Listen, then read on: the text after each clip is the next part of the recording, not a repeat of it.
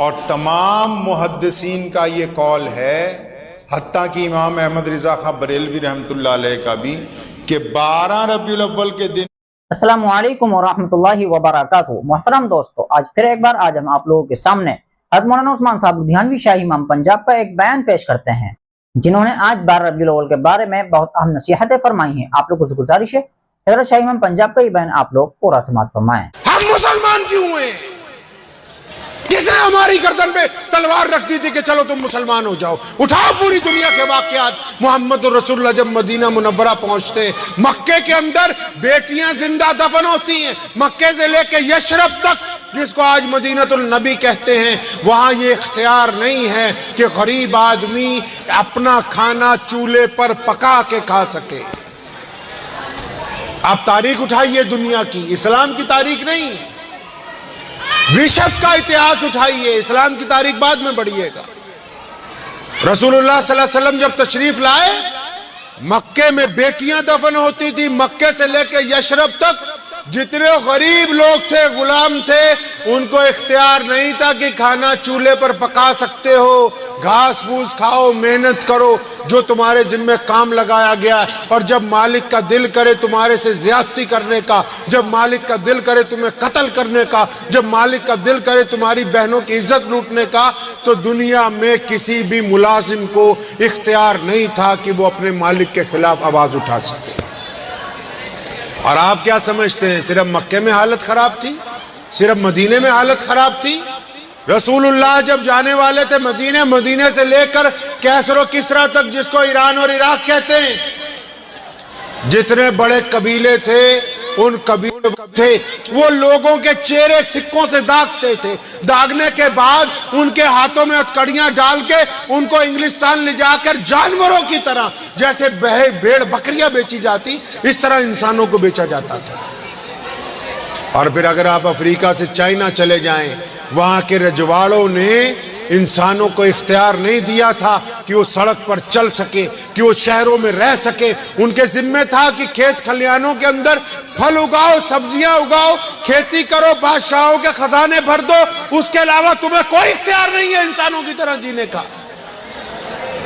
کون بدبخت کہتا ہے کہ صرف مکے میں عورتوں بچیوں کو دفن کیا جاتا تھا؟ آپ پوری دنیا کی تاریخ اٹھائیے، اور پھر چائنا سے اس ملک سے لے کے اندلس تک ایک کنویں سے 2 رنگ اور نسلوں کے لوگ پانی نہیں پی سکتے تھے محمد رسول اللہ کے آنے سے پہلے۔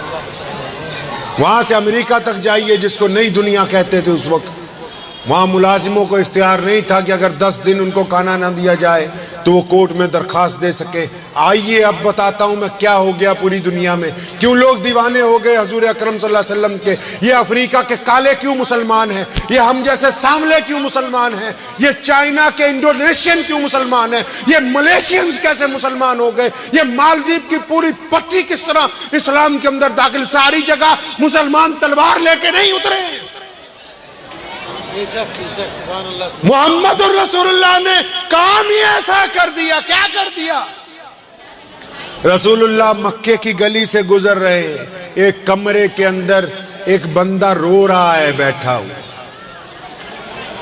رسول اللہ نے رک کے دیکھا کوئی غلام ہے، حبشی ہے، رسول اللہ کی ذات کا نہیں، برادری کا نہیں، مذہب کا نہیں۔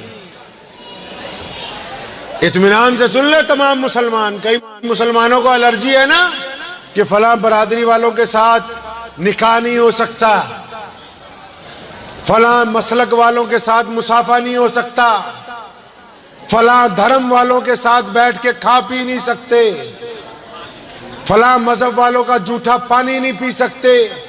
جس کسی بندے کو یہ لگتا ہو کہ اس کے دل میں یہ برائی ہے کسی انسان کے لیے کہ یہ میرے مذہب کا نہیں ہے، یہ میری ذات کا نہیں ہے، یہ میری نسل کا نہیں ہے، یہ میرے مسلک کا، اگر کسی کے دل میں یہ برائی ہے دوسرے انسان کو لے کے، وہ جتنے مرضی کلمے پڑھنے والا ہو، محمد الرسول اللہ کا مسلمان نہیں ہو سکتا۔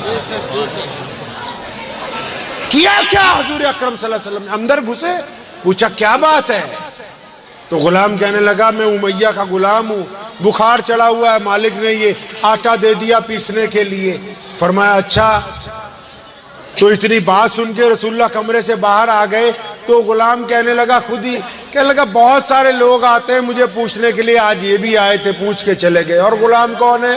وہ غلام کوئی اور نہیں، مسلمانوں کا پہلا مؤذن، رسول اللہ کا جانشار سیدنا حضرت بلال حبشی رضی اللہ عنہ۔ فرماتے ہیں جب رسول اللہ مجھے پوچھ کے واپس گئے نا تو میرے دل نے کہا اتنے اور آتے ہیں، یہ بھی پوچھ کے چلے گئے۔ فرمایا ابھی سوچ ہی رہا تھا کہ کچھ لمحوں کے بعد رحمت للعالمین صلی اللہ علیہ وسلم تشریف لاتے، ایک ہاتھ میں گرم پیالے میں دودھ ہے، ایک ہاتھ میں کھجوریں ہیں، سیدنا بلال کو پیش کرتے ہیں۔ یہ نہیں کہتے کلمہ پڑھ لے، یہ نہیں کہا کلمہ پڑھو، یہ نہیں کہا کہ میں محمد الرسول اللہ ہوں۔ بلال کو گرم دودھ دیا اور کھجوریں دی، فرمایا تم بیمار ہو، یہ دودھ پیو، کھجوریں کھاؤ، رضائی لے کے لیٹے رہو۔ وہ کہنے لگا میں لیٹ نہیں سکتا، یہ آٹا پیسنا ہے ورنہ امیہ مارے گا۔ فرمایا ہم کہہ رہے ہیں نا کہ تم آرام کرو، تمہاری جگہ چکی ہم چلا دیتے تھے۔ رسول اللہ سیدنا بلال کو لٹا دیتے ہیں لحاف میں اور خود چکی چلاتے ہیں۔ ایک دو دن نہیں، کئی دن گزر گئے۔ بلال کہتے ہیں میں دیوانہ ہو گیا، میرا دماغ کام کرنا بند کر گیا کہ بلال ایسا کون ہو سکتا ہے جو انسانوں سے اس لیے محبت کرتا ہو کہ یہ اللہ کی مخلوق ہے، ایسا کون ہو سکتا ہے؟ اور کہتا ہے جب مجھے پتہ لگا کہ اللہ کے رسول ہیں تو میں نے ایک لمحہ لگایا رسول اللہ پر ایمان لانے پہ۔ اور آپ کو شاید یہ پتہ نہیں ہوگا کہ یاسر بن عمار ایک صحابی ہے رسول اللہ کا، اس کو امیہ نے، عبداللہ بن جدان نے، ابو جہل نے، ابو لہب نے کھمبے سے باندھا ہوا ہے۔ یاسر بن عمار کو مار رہے ہیں مکے والے۔ کیوں مار رہے ہیں؟ کہ مسلمان کیوں ہوا؟ اب جب وہ مار رہے ہیں تو وہاں سے امیہ گزرا تو امیہ کے پیچھے پیچھے بلال ہاتھ باندھے جا رہے ہیں کیونکہ ان کے غلام ہیں۔ تو اتنی دیر میں ابو جہل نے امیہ کو کہا امیہ ہم اس کو مار رہے ہیں لیکن تھک گئے، اپنے غلام بلال کو بولو اس کو مارے۔ تو یاسر بن عمار فرماتے کہ مکے والوں کو نہیں پتا تھا کہ بلال مسلمان ہے، یاسر کو پتا تھا کہ بلال مسلمان ہے۔ تو جب سیدنا بلال درہ اٹھانے کے لیے اٹھے نا تو سیدنا یاسر بن عمار رضی اللہ عنہ فرماتے ہیں کہ میرے دل میں یقین تھا اس بات کا کہ یہ بلال مجھے مارے گا نہیں، تو میں نے آہستہ سے بلال کو کہا کہ یار دو چار درے مار دے نہیں تو یہ تجھے بھی ماریں گے۔ فرمایا میں نے بلال کو کہا دو چار درے مار دے ورنہ یہ تجھ کو بھی ماریں گے۔ سیدنا بلال رضی اللہ عنہ نے درہ اٹھایا اور تیز تیز گھمانے لگے۔ رسول اللہ ہم سے دور نہیں ہے، آپ کو پتہ ہے؟ آپ کو یہ بات پتہ ہے؟ آپ نے اگر رسول اللہ صلی اللہ علیہ وسلم کو دیکھنا ہے ہر لمحہ امام بخاری کی نگاہوں سے دیکھ لیجئے، امام نسائی رحمۃ اللہ علیہ کی نگاہوں سے دیکھ لیجئے، ابن ماجہ ابو داؤد کی نگاہوں سے دیکھ لیجئے، نہیں دیکھنا امام ناصر الدین کی نگاہوں سے دیکھ لیجئے، وہ دور نہیں ہے۔ امام بخاری نے لکھا ہے کہ بلال اٹھے، درہ اٹھایا اور تیز تیز گھمانے لگے۔ ایک دفعہ یاسر بن عمار رضی اللہ تعالیٰ عنہ کو دیکھا اور سامنے ابو جہل، ابو لہب اور عبداللہ بن جدان اور امیہ کھڑے تھے، درہ اٹھا کے ان کے منہ پر مارا اور فرمایا تم کیا سمجھتے ہو بلال اکیلا، یاسر اکیلا، میں بلال اس کے ساتھ ہوں نا۔ بلال نے ہمیں سکھا دیا، کیا سکھا دیا؟ بلال نے مکے کی دھرتی پہ ہمیں سکھا دیا کہ مسلمان وہ ہے کہ جب حالات ہمارے موافق نہ ہو، جب آب و ہوا ہماری موافق نہ ہو، جب حکومت میں بیٹھے ہوئے لوگ ہمارے موافق نہ ہو، ان بدترین حالات میں جو بندہ اپنے عقیدے پر پکا رہے وہی محمد الرسول اللہ کا مسلمان ہے۔ بہادر اس کو نہیں کہتے، اسلام نے بہادری کے معنی بدلے۔ لوگ سمجھتے بہادر وہ ہے جو کسی کا حق مار لے، جو کسی کی جگہ پر قبضہ کر لے، جو راہ چلتے کسی پیسے لوٹ لے، جو کسی ماں بہن کو گالی دے دے، آپ کیا سمجھتے؟ دنیا سمجھتی بہادر وہ ہے، بلال نے کر کے دکھایا۔ ہم نے بہادری کے معنی بدل دیے، ہم نے کہا بہادر وہ ہے جب حکومتیں کہتی ہوں کہ ہمارے سامنے سر جھکا دو تو بندہ کہہ دے زور سے اشہد ان لا الہ الا اللہ وحدہ لا شریک لہ واشہد ان محمدن عبدہ ورسولہ۔ بہادر وہ ہے جو اپنے عقیدے کے اوپر پکا رہے۔ تو میں عرض یہ کر رہا تھا، دنیا پریشان تھی کہ مسلمان پوری دنیا میں کیسے پہنچے۔ میں بتاتا ہوں کیسے پہنچے۔ رسول اللہ نے بلال کو چھاتی سے لگایا، بلال رونے لگے، فرمایا یا رسول اللہ میں تو حبشی ہوں، میں کالا ہوں، میرے کپڑے پھٹے ہوئے ہیں، یہ مکے کے لوگ مجھے اپنے گھر کی چوکھٹ سے آگے نہیں جانے دیتے۔ فرمایا نہیں، اب ہم آ گئے ہیں، اب مسلمان آ گئے ہیں۔ اب کان کھول کے سن لو دنیا کے لوگوں، دنیا میں اللہ نے جتنے لوگوں کو پیدا کیا، آزاد پیدا کیا، رسول اللہ نے کہا کہ ہر ماں نے اپنے بچوں کو آزاد پیدا کیا، کوئی مائی کا لال کسی کے ساتھ چھوا چھوت نہیں کر سکتا۔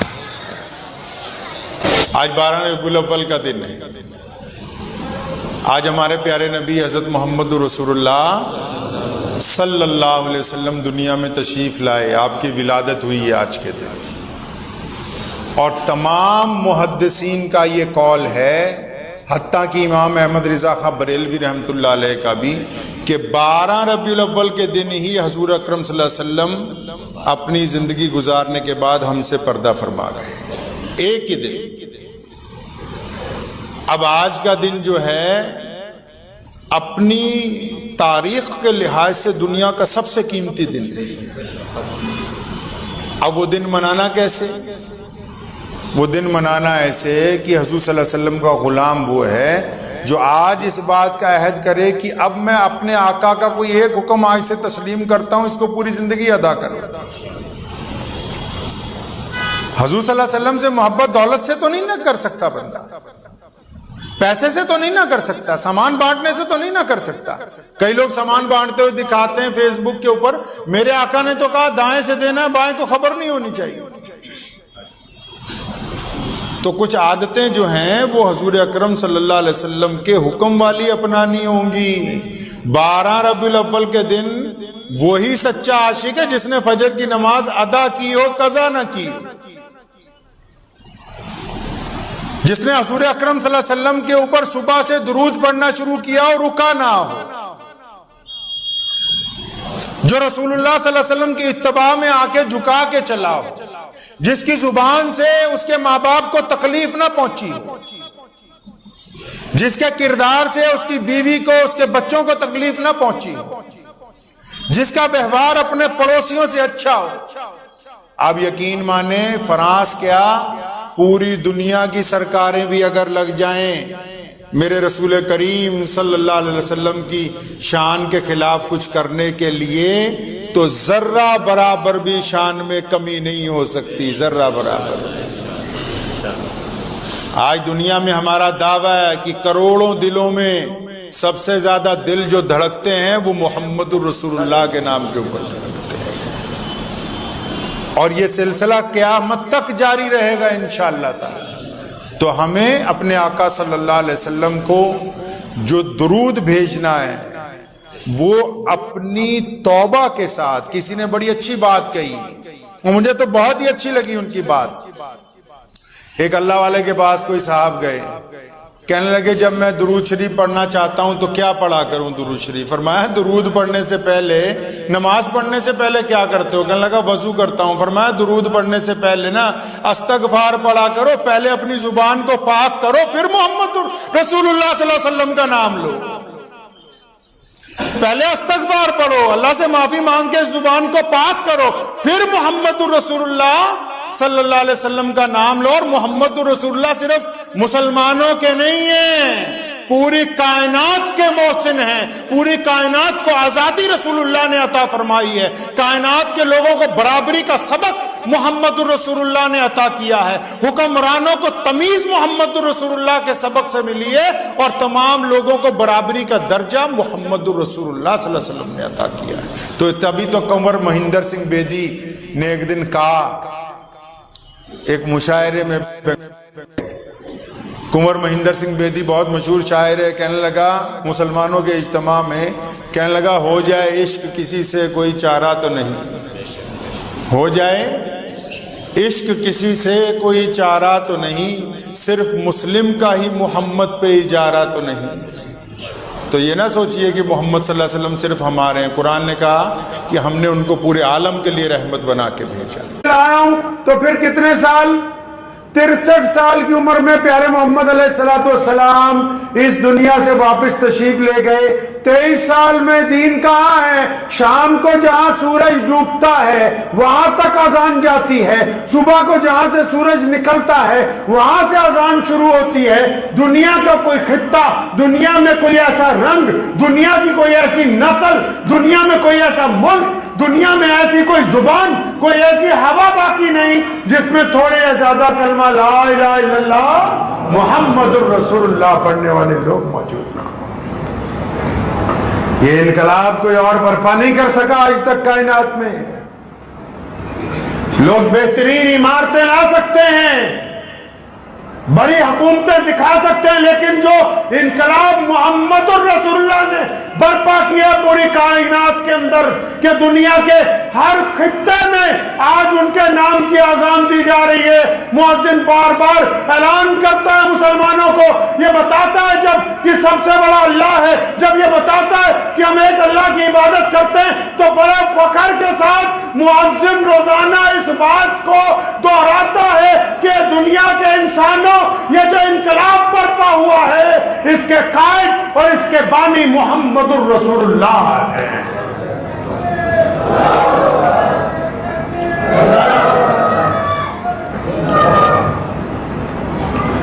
آئیے پیچھے چلتے ہیں 1450 سال پہلے. کیا کیا کہ آج ہم جیسے ناکارہ لوگ جن کو کوئی پوچھتا نہیں تھا ان کو بھی اللہ تعالیٰ نے عزت عطا فرما دی. جن کا کوئی نام نہیں تھا، پہچان نہیں تھی پوری دنیا میں، وہ بھی آج لوگ کہتے ہیں میاں صاحب، خان صاحب، انصاری صاحب، فلاں صاحب اور فلاں صاحب. یہ عزتیں آئی کہاں سے؟ یہ کائنات میں ایک نیا دستور، نیا منشور، ایک بہترین تربیت کا اور بہترین معاشرہ، اور ایسے لوگ جو ایک دوسرے کو اپنا بھائی سمجھتے ہیں، ایسے لوگ جو دوسروں کے لیے ہمدردی رکھتے ہیں، ایسے لوگ جو عورتوں کو احترام دیتے ہیں، ایسے لوگ جن کے دلوں میں خدا کا خوف موجود ہے، ایسے لوگ جو اپنے لقمے میں سے غریب کو لقمہ کھلاتے ہیں، اور ایسے لوگ جو ظالم کے پنجے میں پنجہ اڑاتے ہیں. یہ کائنات میں ایسے آج 1.5 ارب سے زیادہ ایسے لوگ موجود ہیں جو اپنے آپ کو مسلمان کہتے ہیں. ان تک دین پہنچا کیسے؟ وہ کیا وجوہات تھی جو محمد رسول اللہ صلی اللہ علیہ وسلم کا پیغام تھا؟ آج رمضان المبارک کے اس جمعے میں ان دنوں کو ہم یاد کرتے ہیں جب دنیا ایسی نہیں تھی. جیسی اب ہے دنیا تب ایسی نہیں تھی. کیسی تھی اس وقت دنیا؟ آئیں پیچھے چلیں. پیارے محمد صلی اللہ علیہ وسلم کی جس سال پیدائش ہوتی ہے اس سے پہلے کا جو عرصہ گزرا ہے، سیدنا ابراہیم علیہ السلام کے بعد سے لے کے پیارے محمد علیہ السلام کی آمد کے درمیان کا جو عرصہ ہے کئی 100 سال کا، کیا ہوا اس میں؟ اللہ کے نبی علیہ السلام سے پہلے جو نبی آئے، ابراہیم علیہ السلام آئے، حضرت عیسیٰ علیہ السلام آئے، موسیٰ علیہ السلام آئے، انہوں نے اپنا دین لوگوں تک پہنچایا. ان حضرات کے جانے کے بعد، دنیا سے پردہ فرمانے کے بعد کیا ہوا؟ یہ جو دنیا کا اتہاس ہے یہ صرف اسلام کا اتہاس نہیں ہے، प्यारे मोहम्मद अलैहिस्सलाम जब आए दुनिया में तो हालत क्या थी दुनिया की आपको पता है? मक्कातुल मुकर्रमा में जहां नबी अलैहिस्सलाम पैदा हुए वहां हालत ये थी कि अगर किसी के घर में बेटी पैदा होती थी, किसी के घर में बेटी पैदा होती थी, ये वाकयात आपको इसलिए सुना रहा हूं, आप कोई काम करते हैं ना, कोई मिस्त्री कोई मकान बनाता है ना, कोई मजदूर किसी खेत में काम करता है ना, तो जब वो लहलहाते हुए बागात दिखाता है ना, तो मालिक को बताता कि जब मैं यहां आया तो जंगल था, जब मैं यहां आया पहाड़ थे, जब मैं यहां आया पानी नहीं था, जब मैं यहां आया जहां जंगली बूटियां उगी हुई थी, ये तो सारी मेरी मेहनत है जो आज तुम यहां खूबसूरत फूल और फल देखते हो। इसलिए आज पहले आपको उस जंगल को दिखाएं जो मोहम्मद रसूलुल्लाह सल्लल्लाहु अलैहि वसल्लम से पहले दुनिया में बना हुआ था। तब ये बात सामने आएगी कि मोहम्मद रसूलुल्लाह ने क्या इनकलाब बर्पा किया। मक्कातुल मुकर्रमा है, किसी के घर में बेटी पैदा होती है, फौरन बाप छीन लेता है मां से बच्चे को। भाई क्यों छीन रहे हो, क्या बात है? कि नहीं नहीं, कल को किसी को दामाद बनाना पड़ेगा, हम इसे जिंदा नहीं रहने देंगे। तो बेटी को ले जाके रेत में दबा के आते हैं, जिंदा बच्चों को।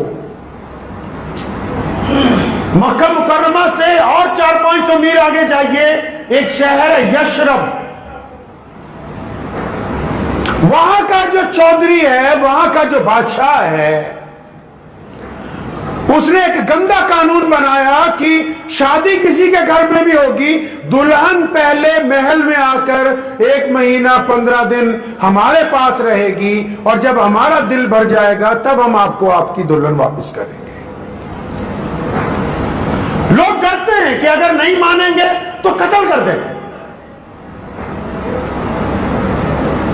वहां से चंद किलोमीटर, चंद 100 किलोमीटर आगे चले जाइए, कैसरो किसरा है। इस यशरब को आज आप मदीनतुन नबी के नाम से जानते हैं। वहां से चंद 100 किलोमीटर आगे चले जाइए, कैसरो किसरा कौन? ये ईरान और इराक।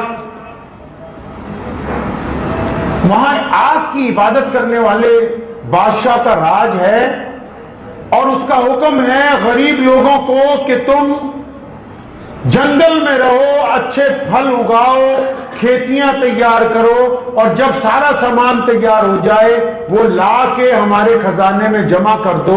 तुम्हें यह हक नहीं है कि तुम हमारे शहर में आओ, जिस तरह हम रहते हैं वैसे रहो, जैसे हम खाते हैं वैसे खाओ, जैसी इबादत गाह में हम जाते हैं तुम जाओ।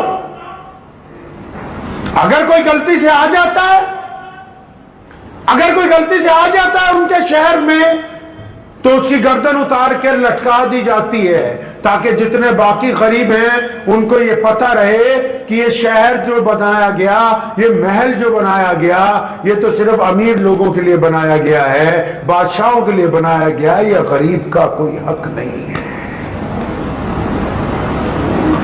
मक्के की ये मस्जिद जिसको बैतुल्लाह कहते हो, जिसमें आज तबाह हो रहा है,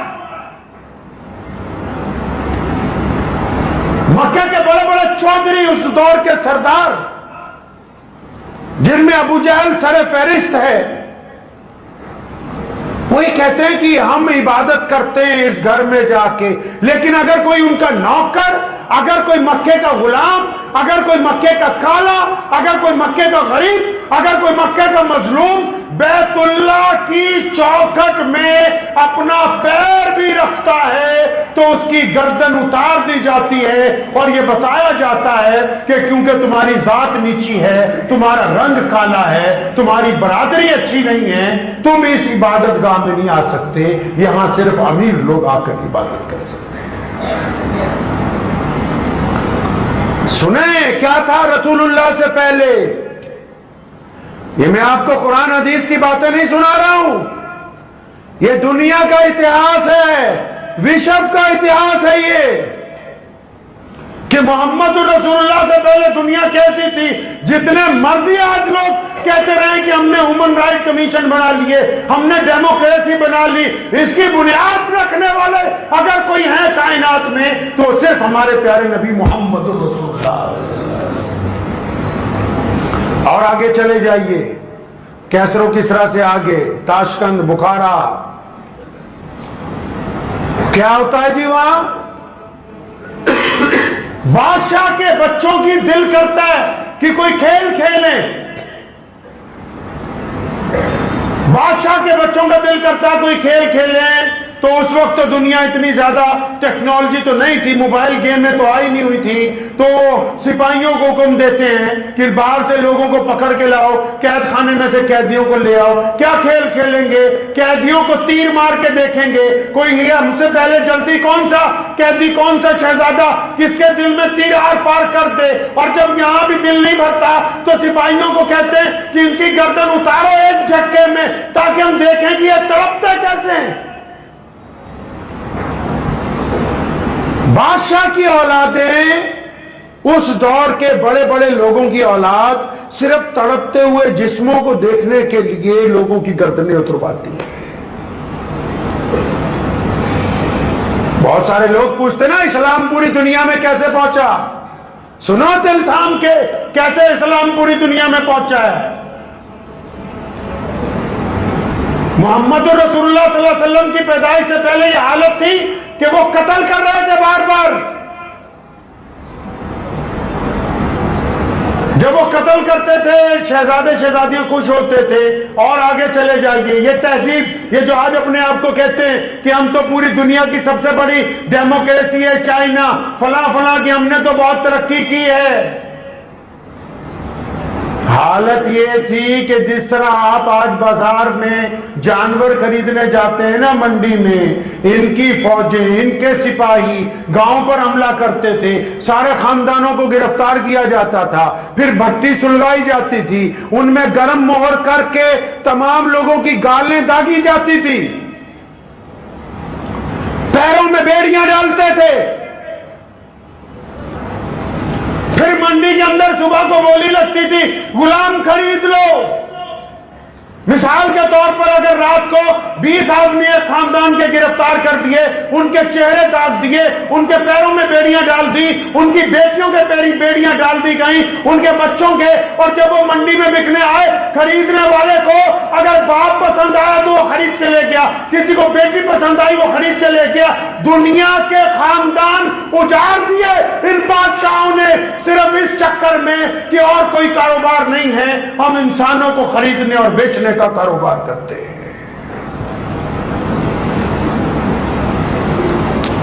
یہ نئی دنیا جس کو آپ امریکہ کہتے ہو, پڑھو اس کی تاریخ.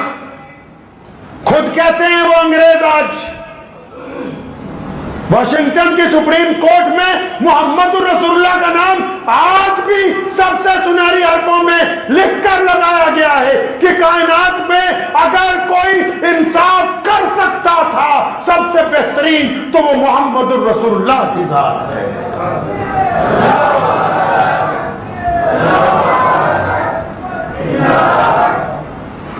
یہ جو اپنے آپ کو نئی دنیا کہتے ہیں, جس کا نام آپ نے امریکہ رکھا,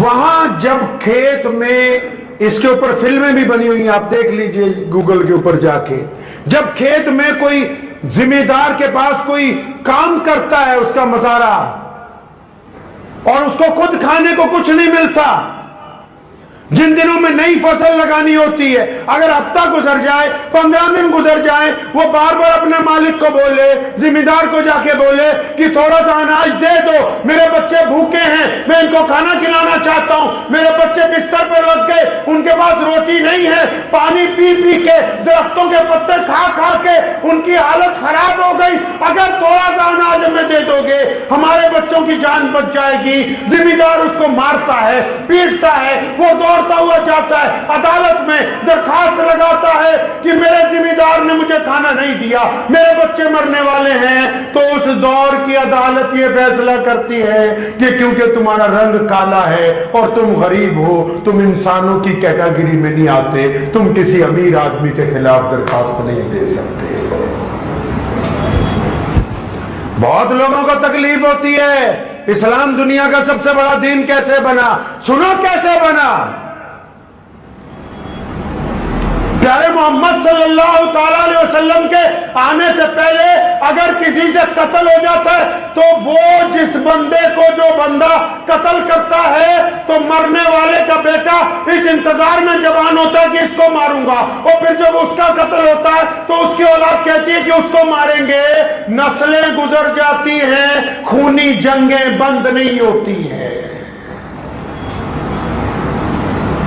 लोग कहते हैं इस्लाम पूरी दुनिया में पहुंच गया, इस्लाम ने ये कर दिया। इस इस्लाम से आने से पहले था क्या?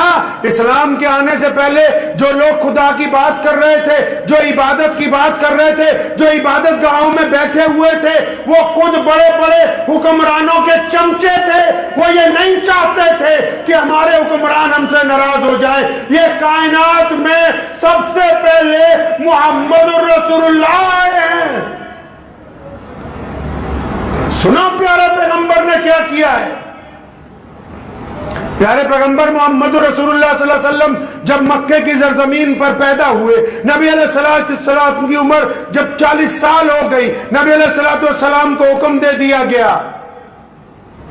अल्लाह ने भेजा तो इसीलिए था, प्यारे पैगंबर को भेजा इसीलिए था कि पूरी कायनात में आपने इंसानों को उनके रब से मिलवाना है, आपने इंसानों को बराबरी का दर्जा देना है। तो हमारे प्यारे पैगंबर अलैहिस्सलाम ने क्या किया भाई? नबी अलैहिस्सलाम ने क्या किया? बैतुल्लाह में इबादत तो पहले भी होती थी, बैतुल्लाह में तवाफ तो पहले भी होता था। रसूलुल्लाह सल्लल्लाहु अलैहि वसल्लम ने क्या किया? दुनिया वालों ने धोखा देने की कोशिश की, दुनिया को, खुदा को धोखा देने की कोशिश की। और जब प्यारे पैगंबर मोहम्मद रसूलुल्लाह सल्लल्लाहु अलैहि वसल्लम आ गए तो नबी अलैहिस्सलाम ने जब पहली मर्तबा सबको इकट्ठा किया, अब इसमें आप भी सुन लो मुसलमानों, तुम्हारे लिए तरबियत की पहली बात है। नबी अलैहिस्सलाम ने क्या किया भाई? सबसे पहले प्यारे मोहम्मद अलैहिस्सलाम जब पहाड़ पे खड़े हुए तो जितने लोग सामने आए थे उनको ये नहीं कहा कि आओ एक अल्लाह की इबादत करें, ये नहीं कहा कि आओ एक अल्लाह की इबादत करें, ये राज अभी नहीं बताया था कि मैं अल्लाह के रसूल हूं। सबसे पहले प्यारे पैगंबर मोहम्मद सल्लल्लाहु अलैहि वसल्लम ने ये बात कही उस शहर के लोगों को कि शहर मक्का के लोगों, तुम्हारा मेरे बारे में क्या ख्याल है? मतलब आप अगर तबलीग करना चाहते हैं, आप अगर किसी को सीधी रास्ता दिखाना चाहते हैं तो उसके लिए माइक की जरूरत नहीं है, अच्छे कपड़ों की जरूरत नहीं है, बेहतरीन लिबास पहनने की जरूरत नहीं है, कोई जलसा जुलूस करने की जरूरत नहीं है। रसूलुल्लाह ने तरबियत की है अपनी कौम की, अपनी उम्मत की। पहला सवाल उन लोगों से किया जिनको बात समझानी है और पूछा तुम्हारा मोहम्मद के बारे में क्या ख्याल है सल्लल्लाहु अलैहि वसल्लम। वो सारे उठ के खड़े हो गए कि सोनिया तेरे जैसा प्यारा तो हमने कोई देखा नहीं है। सिर्फ शक्ल ही सोनी नहीं, लोगों ने उठ के कहा कि प्यारे मोहम्मद सल्लल्लाहु अलैहि वसल्लम आप जैसा ईमानदार कोई नहीं। 40 साल से आप हमारे दरमियान रह रहे हैं, हमने आप जैसा ईमानदार नहीं देखा। किसी ने उठ के कहा कि मोहम्मद सल्लल्लाहु अलैहि वसल्लम आप जैसा हया वाला आदमी, आप जैसा इज्जत वाली शख्सियत प्यारे मोहम्मद सल्लल्लाहु अलैहि वसल्लम आपके अलावा कोई और नहीं देखी। किसी ने कहा कि प्यारे मोहम्मद सल्लल्लाहु अलैहि वसल्लम आप कैसी बात करते, आप जैसा ईमानदार तो हमने कभी देखा ही नहीं। प्यारे मोहम्मद सल्लल्लाहु अलैहि वसल्लम आप जैसा तो हमने नौजवान ही नहीं कोई देखा, आप जैसा अच्छा सल्लल्लाहु अलैहि वसल्लम जैसा पड़ोसी हमने कोई नहीं देखा। अब पता ये लगा कि अगर लोगों को दीन की बात पहुंचानी है तो बातें अच्छी करने से पहले आपका किरदार भी आपका अच्छा होना चाहिए। पहली बात यह कही कि मेरे बारे में क्या ख्याल है, सारे उठ के खड़े हो गए और पूरा मक्का तारीफें करने लगा। जब सारी तारीफें करने लगे तो प्यारे मोहम्मद अलैहिस्सलाम ने फरमाया हाँ सुनो, मैं तुम्हें एक रब की इबादत की दावत देता हूं, एक खुदा की इबादत, सारी दुनिया ने कहा खुदा एक है, मोहम्मद रसूलुल्लाह ने कहा खुदा एक है, लेकिन अबू जहल दुश्मन क्यों बन गया, उतबा क्यों दुश्मन बना, वलीद क्यों दुश्मन बना? क्योंकि प्यारे पैगंबर ने ये बात समझाई कि जिस तरह तुम रिश्तों में वफादारी लाना चाहते हो, तुम चाहते हो कि तुम्हारी बीवी किसी और से ताल्लुक न रखे, एक औरत चाहती है कि उसका मर्द किसी और से ताल्लुक न रखे, एक बेटा चाहता है कि उसका बाप उसी को प्यार करे, एक बाप चाहता है कि उसका बेटा उसी को कहना माने। तो प्यारे पैगंबर ने ये तालीम दी कि दुनिया के लोगों, ठीक है तुम भी कहते हो खुदा एक है, लेकिन जो एक रसूल का कहना मान के एक खुदा की इबादत करेगा उसी का रब एक होगा। खुदाओं को तब्दील नहीं किया जा सकता। जब लोगों ने ये बात सुनी, सबसे पहले हम सबकी मां अम्मी खदीजतुल कुबरा रज़ी अल्लाह ताला अन्हा, उन्होंने कहा लब्बैक या रसूलुल्लाह, जो नारा लगाते नहीं लब्बैक या रसूलुल्लाह, ये सबसे पहले हम सब की मां मोहम्मद रसूलुल्लाह की ज़ौजा मोहतरमा उम्मुल मोमिनीन अम्मी खदीजतुल कुबरा ने सबसे पहले कहा लब्बैक या रसूलुल्लाह, मैं आपके साथ। अब फिर दूसरे नंबर पे कौन आए? प्यारे मोहम्मद सल्लल्लाहु अलैहि वसल्लम के बचपन के दोस्त, रसूलुल्लाह के जवानी के दोस्त, रसूलुल्लाह सल्लल्लाहु अलैहि वसल्लम के पड़ोसी, रसूलुल्लाह सल्लल्लाहु अलैहि वसल्लम के मोहल्ले में रहने वाले कौन जी? सैयदना अबू बकर सिद्दीक रज़ियल्लाहु ताला अन्हु। फरमाया या रसूलुल्लाह लब्बैक, आपका तो किरदार ऐसा है, आप जो कहते हैं वो है ही सच। सैयदना खालिद इब्न वलीद रज़ियल्लाहु ताला अन्हु जब मुल्क शाम में थे तो वहां उन्होंने एक मुसलमान का कत्ल कर दिया। हज़रत उमर फारूक को पता लगा, अबू बकर सिद्दीक खलीफा थे और वो बहुत बड़े जनरल थे खालिद इब्न वलीद, उनको वापस बुलाया। हज़रत उमर फारूक इतने गुस्से में थे, जब खालिद इब्न वलीद मस्जिद नबी में पहुंचे, उन्हीं का तीर निकाला और जब मारने लगे तो रुक गए क्योंकि खलीफा सामने मौजूद थे, और पूछा तुमने क्यों एक मुसलमान का कत्ल किया, तुमने क्यों उस मुसलमान की गर्दन मारी? हजरत खालिद इब्न वलीद ने कोई लंबी चौड़ी बात नहीं कही। सैयदना अबू बकर सिद्दीक और उमर फारूक को बस इतना ही कहा, फरमाया जिसको मैंने मारा ना, जब वो मेरे पास आया तो उसने कहा कि तुम्हारे नबी कहते हैं कि ज़कात दो। कहते हैं जानने लगे कि जब उसने ये नहीं कहा कि हमारे नबी, जब उसने लफ्ज़ तुम्हारा इस्तेमाल किया तो मैं समझ गया कि ये रसूलुल्लाह का दुश्मन है। जब उसने ये बात कही तो उसी उमर फारूक ने गले से लगा के माथा चूमा। फरमाया अगर इस बात के ऊपर मारा तो बिल्कुल दुरुस्त मारा है, कि किसी मुसलमान को यह हक नहीं पहुंचता कि नौज़ुबिल्लाह वो ईमान वाला भी हो और लफ्ज़ तुम्हारा इस्तेमाल कर दे। तो सैयदना अबू बकर सिद्दीक ने कहा लब्बैक या रसूलल्लाह। उधर गुलामों में से गुलाम उठा जिनका नाम लेना आज दुनिया अपने लिए एहतराम की बात समझती है, जिनका नाम लेना हम जैसे लोग अपने लिए इज्जत की बात समझते हैं। कौन सा गुलाम? जो हबशी है, जो काला है, जिसके जिस्म पर कपड़े पूरे नहीं, जिसके पांव में जूती नहीं, जिसके सर पर पगड़ी नहीं, जिसको मक्के के लोग धक्के मारते हैं, जिसको लोग बुरी बुरी बातें कहते हैं। उस गुलाम ने आके कहा कि लब्बैक या रसूलुल्लाह। वो गुलाम है सैयदना बिलाल हबशी रज़ियल्लाहु ताला अन्हु की साथ गिरामी है। और यहां फिर रिश्तेदारों की भी बात करता चलो। लोग कहते हैं कि रिश्तेदारों से पूछो कौन कैसा है। नबी अलैहिस्सलाम के एक रिश्तेदार एक बादशाह के पास गए, उसने पूछा बता रसूलुल्लाह कैसे हैं? तो फरमाते मैंने बड़ी कोशिश की कि बुराई करूं, निकली नहीं कोई।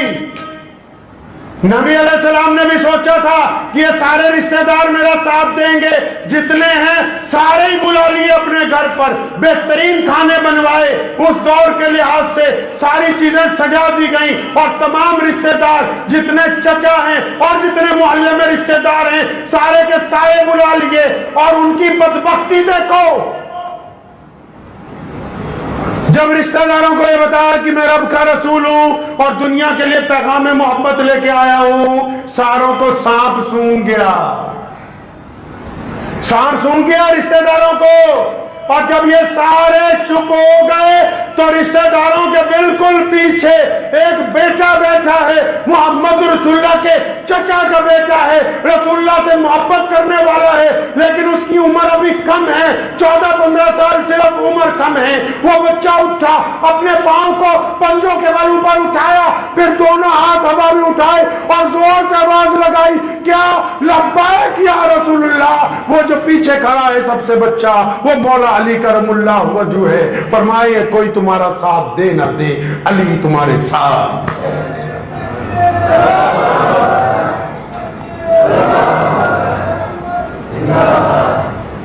اب یہ جو لوگ مسلمان ہوئے، کہانی میں ٹویسٹ یہاں سے آ رہا ہے۔ اب یہ جو لوگ مسلمان ہوئے تو روزہ تو ابھی آیا نہیں تھا، نماز تو ابھی فرض نہیں ہوئی تھی، زکوٰۃ نہیں آئی تھی، ابھی تو بہت ساری چیزیں دور تھیں۔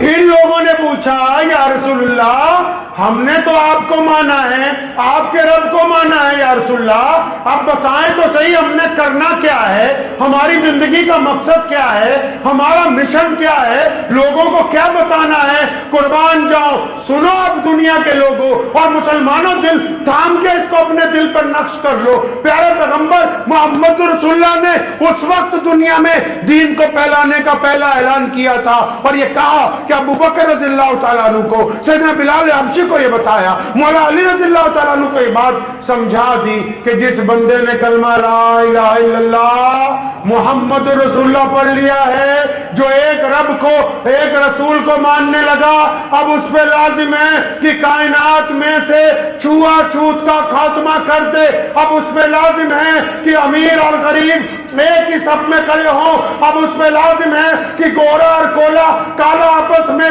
فرق نہ کرے۔ تبھی تو علامہ اقبال نے کہا نا کہ آگے آئیں لڑائی میں اگر وقت نماز، قبلہ رو ہو کے زمین بوس ہوئی قوم حجاز، ایک ہی صف میں کھڑے ہو گئے محمود اور ایاز، نہ کوئی بندہ رہا نہ کوئی بندہ نواز، بندہ صاحب و محتاج و غنی ایک ہوئے، تیری سرکار میں پہنچے تو سبھی ایک ہوئے۔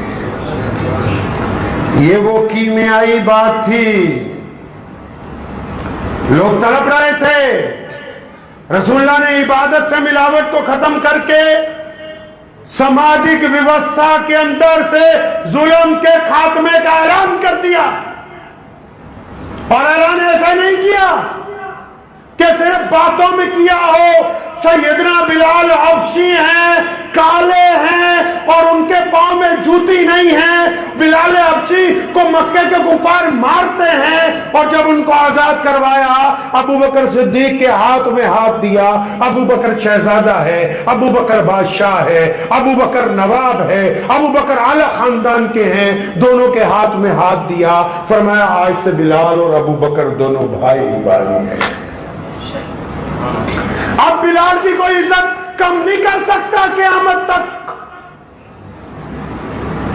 اب اس مسجد میں کوئی کسی کو روک نہیں سکتا کہ تیرا رنگ کالا ہے، تیرا کاروبار چھوٹا ہے، تیری نسل ایسی ہے کہ تو آگے نہیں جا سکتا۔ جو اللہ کا رب رسول کا قرآن اعلیٰ درجے میں پڑھتا ہوگا وہ رسول اللہ کے مصلی پر کھڑا ہوگا، اس کی ذات اور برادری اور رنگ اور نسل کا اس سے کوئی تعلق نہیں ہوگا۔ تبھی تو دنیا تو تڑپ رہی تھی، دنیا میں تو بدماشی تھی۔ آج بھی اسلام کی مخالفت یورپ میں سب سے زیادہ ہوتی ہے، کیوں؟ کیونکہ ان کو پتا ہے کہ اگر دین محمد کی اتباع کریں گے تو پھر یہ جو ہم نے پروٹوکول کے نام پر دنیا بنائی ہے، جس میں ظلم ہے، جس میں اونچ نیچ ہے، یہ دنیا ختم ہو جائے گی، لوگوں کو برابری کا درجہ مل جائے گا۔ جب یہ پیغام نکلا نا مکے سے کہ محمد آ گئے ہیں صلی اللہ علیہ وسلم، اب تو ایک ہی صف میں کھڑے ہوتے ہیں سارے۔ اب جب یہ پیغام نکلا نا تو لوگ جوک در جوک آئے۔ قرآن تو پڑھو، اذا جاء نصر اللہ، اللہ نے اعلان کر دیا پیارے محبوب آپ نے جو اعلان کر دیا ہے، اور رسول اللہ نے پریکٹیکل اعلان کیا. کیا کیا؟ جس دن مکہ فتح ہوا نا، پیارے محمد علیہ السلام مکہ مکرمہ کی بیت اللہ میں پہنچے. بیت اللہ کے بیڑے میں، بیت اللہ کے صحن میں، بیت اللہ کی مسجد میں ابو بکر کھڑے ہیں رضی اللہ تعالیٰ عنہ، عمر فاروق کھڑے ہیں رضی اللہ تعالیٰ عنہ، حضرت عثمان ذوالنورین موجود ہیں رضی اللہ تعالیٰ عنہ، مولا علی کرم اللہ وجہ وہاں پر موجود ہیں، عبداللہ ابن زبیر موجود ہیں، خالد ابن ولید جیسے مجاہد اعظم موجود ہیں. لیکن سارے شہزادوں کی موجودگی میں وہ فرمایا میرا بلال کہاں ہے؟ کون بلال؟ حبشی بلال. کون بلال؟ غریب بلال. فرمایا بلال کو بلاؤ.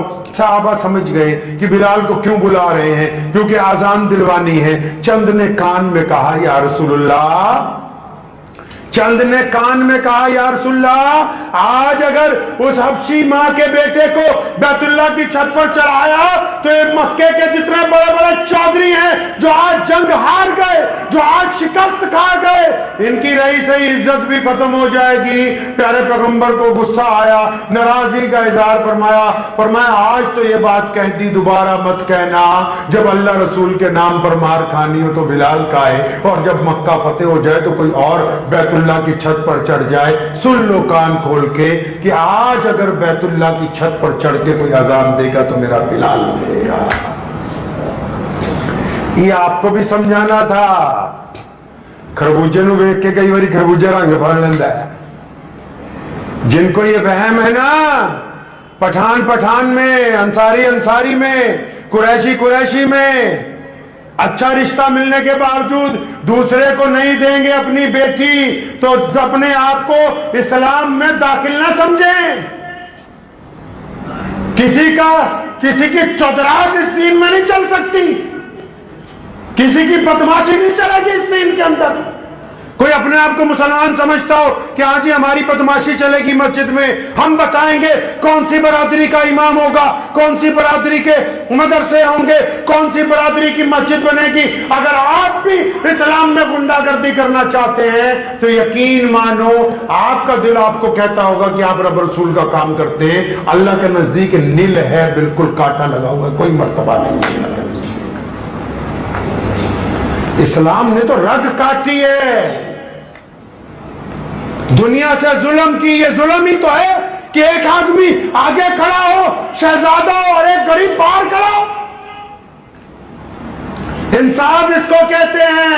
مکہ تو بہت بڑی مسجد ہے اور اس لدھیانہ کی تاریخی جامع مسجد میں ہم بیٹھے.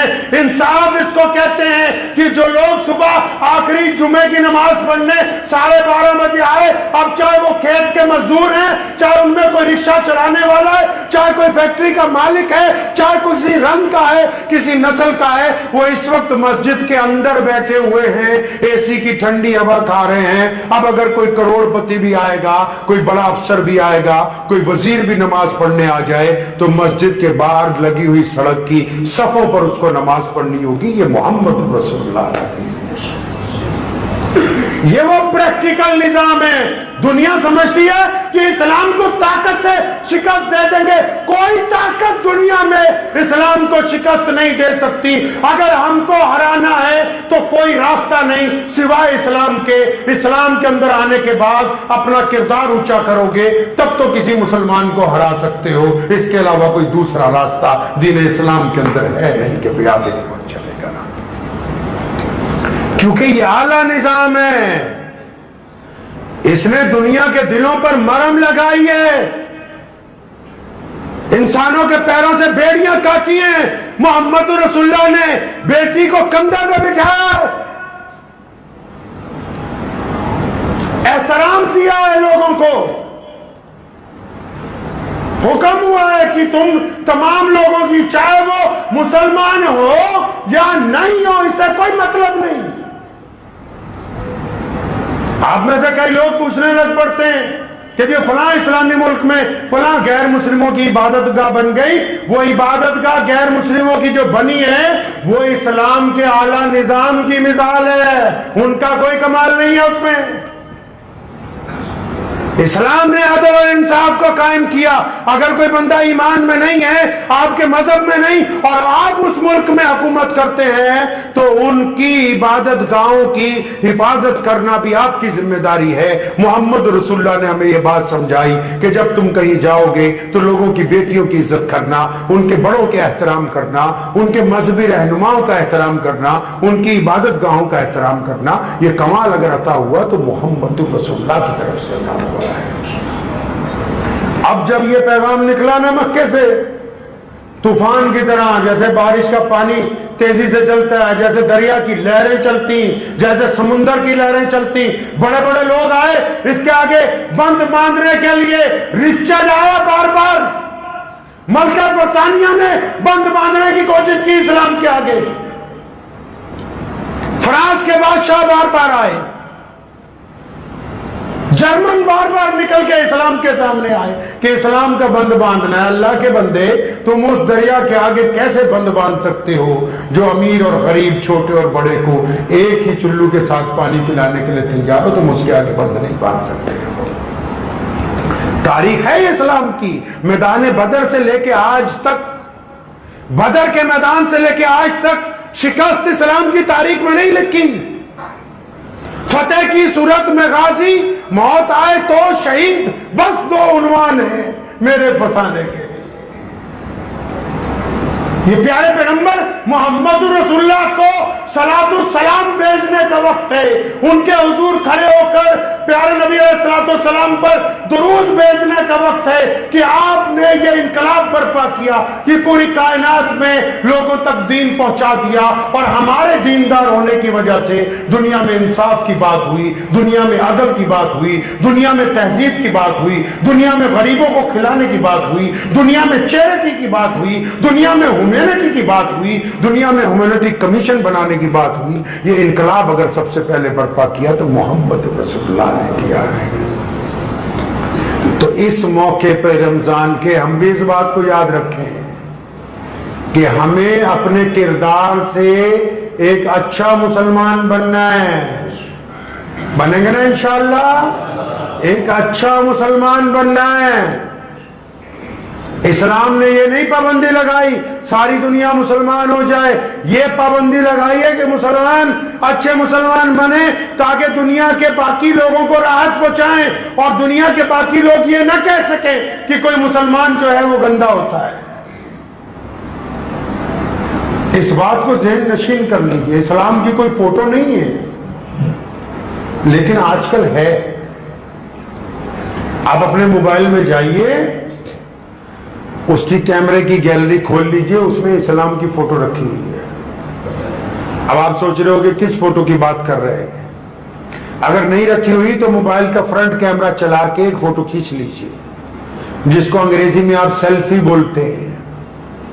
اس فوٹو کو آرام سے دیکھو, کیونکہ جو ہمارے غیر مسلم دوست ہیں, غیر مسلم جاننے والے ہیں, غیر مسلم کاروبار ہمارے ساتھ جو کرتے ہیں, وہ قرآن حدیث پڑھنے نہیں جاتے, ان کے نزدیک یہی فوٹو اسلام ہے. اب اس فوٹو کو اچھی طرح دیکھو, کیا یہ کسی سچ بولنے والے کی ہے, یہ کیا کسی ایماندار کی فوٹو ہے, یا کسی شرابی کی فوٹو ہے, یا کسی بہترین آدمی کی فوٹو ہے, کہ کسی ٹھگ کی فوٹو ہے. جو یہ فوٹو کہتی ہے دنیا کے نزدیک اسلام ویسے ہی ہے. اسلام ویسے ہی ہے جیسی یہ فوٹو بولتی ہے. اس کو خوبصورت کون بنائے؟ ہماری ذمہ داری ہے. لوگوں کو سدھارنے کی بات بعد میں کریں, پہلے خود سدھرنے کی بات کیجئے. خود کیا کر سکتے ہیں ہم؟ کیا آپ ایسا کر سکتے ہیں کہ آپ کو دیکھ کے آپ کا غیر مسلم دوست جو آپ کے ساتھ نبھاتا ہو, وہ 10 سال میں, 5 سال میں, 4 سال میں, 20 سال میں یہ کھڑا ہو کے کہے کہ ہاں یہ بہترین بندہ ہے, یہ بندہ جھوٹ نہیں بولتا, میرا یار ہے, میرے ساتھ اس نے کبھی بے وفائی نہیں کی ہے.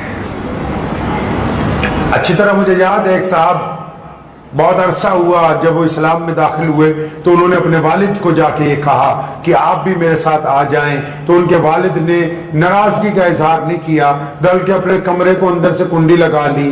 اب وہ کہتے ہیں کہ میں ساری رات پریشان رہا, यही का वाक़या सुना रहा हूं मैं आपको इसी मस्जिद का। तो कहते मैं सारी रात परेशान रहा कि अब्बा तो लगता नाराज हो गए, तो मैंने तो इनको बेहतरीन बात कही थी कि आप मेरे साथ दीन को इख्तियार करें, मेरे साथ नमाज पढ़ने चलें। तो कहने लगा कि अब्बा ने तो कुंडी लगा ली। तो हम लोग सारी रात परेशान रहे कि कहीं नाराज ना हो जाए, अपने आप को नुकसान पहुंचाएं। तो कहने लगा नहीं, लेकिन अंदर से कोई ऐसी आवाज नहीं आई। तो सुबह को जब वो कहते हैं कि मेरे वालिद ने कुंडी खोली तो उन्होंने मेरा बाजू पकड़ के कहा कि चल, मैं तेरे साथ चलने के लिए तैयार हूं। तो मैंने कहने लगे कि मैंने पूछा कि अब्बा सारी रात क्या करते रहे? तो कहने लगे मैं सारी रात कुछ किया नहीं है, मैं तो जानता नहीं हूं कि तुम किस नमाज की बात करते हो। मेरे साथ मेरे बचपन में स्कूल में एक लड़का पढ़ता था, वो लड़का जो था एक पड़ोसी मुसलमानों का बेटा था। हम दोनों ने इकट्ठे तालीम हासिल की, 10वीं इकट्ठे की, +2 इकट्ठे की, फिर BA में इकट्ठे रहे, फिर हमने नौकरी भी इकट्ठे की। कहने लगे फिर मैं रात जब तुमने मुझे कहा ना तो मैंने सारी रात फिर उसी अब्दुल रहमान की जिंदगी और अपने आप को टटोला। अगर कहने लगे मेरे पुत्र, मेरे बेटे, अगर अब्दुल रहमान बेवफा होता तो आज मैं तेरे साथ एक कदम नहीं चलता। उस अब्दुल रहमान की वफा ने मुझे मजबूर किया कि तू जो बात कह रहा है वो सच कह रहा है।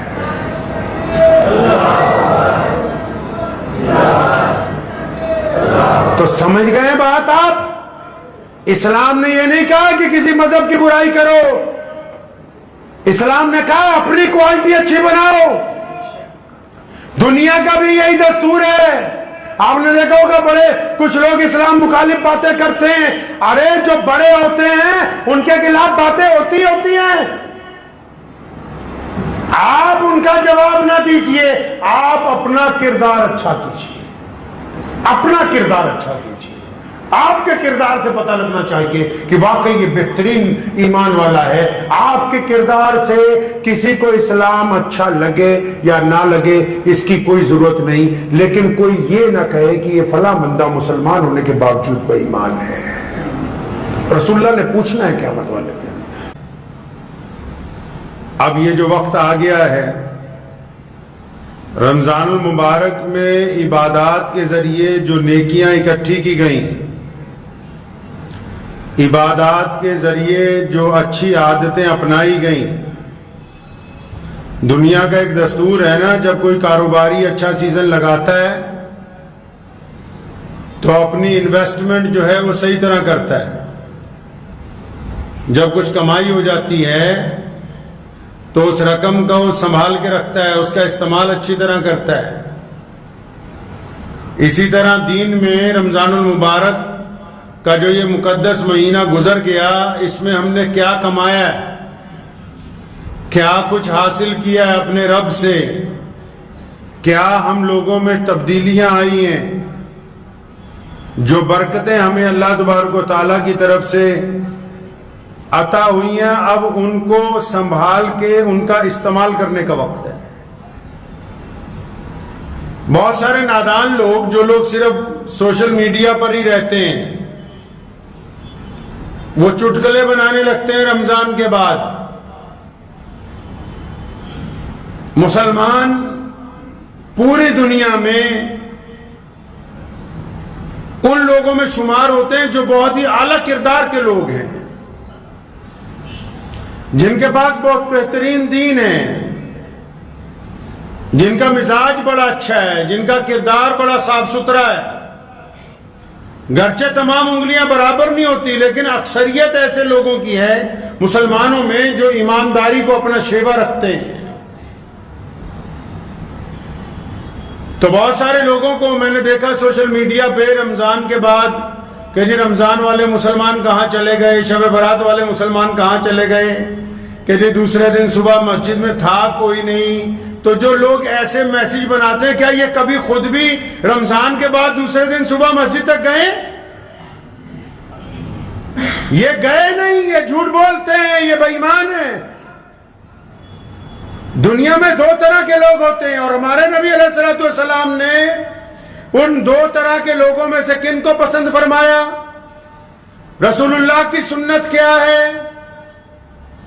किसी की बुराई कर देना कोई कमाल की बात नहीं है, کسی کو تانا دے دینا کوئی کمال کی بات نہیں ہے، کسی گرتے ہوئے کو گرا دینا کوئی کمال کی بات تو نہیں ہے، کمال تو یہ ہے کہ گرتوں کو تھام لیا جائے۔ تو جنہوں نے یہ میسج بنائے کیا وہ بھی کبھی رمضان کے بعد صبح فجر میں مسجد گئے ہیں جو ان کو پتا ہو کہ کون آیا کون نہیں آیا؟ کیا انہوں نے بھی کبھی پابندی کی ہے؟ نہیں، یہ تو وہ 3 دن 6 دن کی تراویح والے ہیں جنہوں نے رمضان میں بھی نماز نہیں پڑھی۔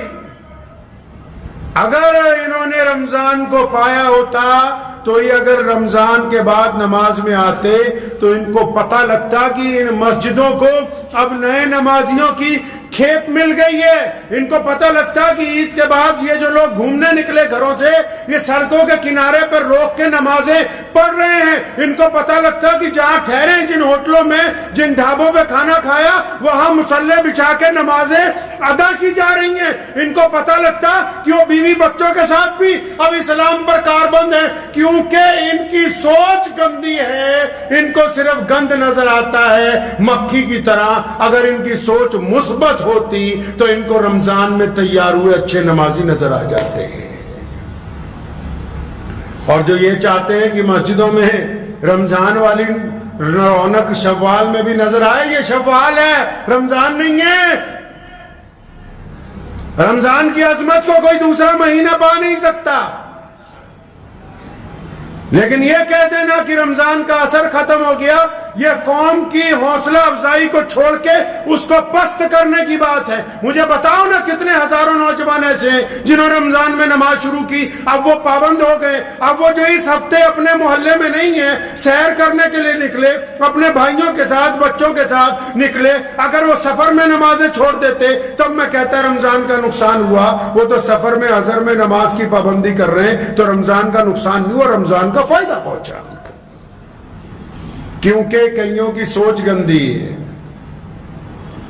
بہت سارے لوگ ہیں جن کو صرف تقریر ہی کرنی، جو مرضی دل میں آئے کہہ دو، اور اگر زمین کی حقیقت دیکھ کے بات کریں گے، اگر مثبت بات کریں گے تو رسول اللہ صلی اللہ علیہ وسلم کی سنت کے مطابق ہوگی۔ رسول اللہ نے کیا فرمایا؟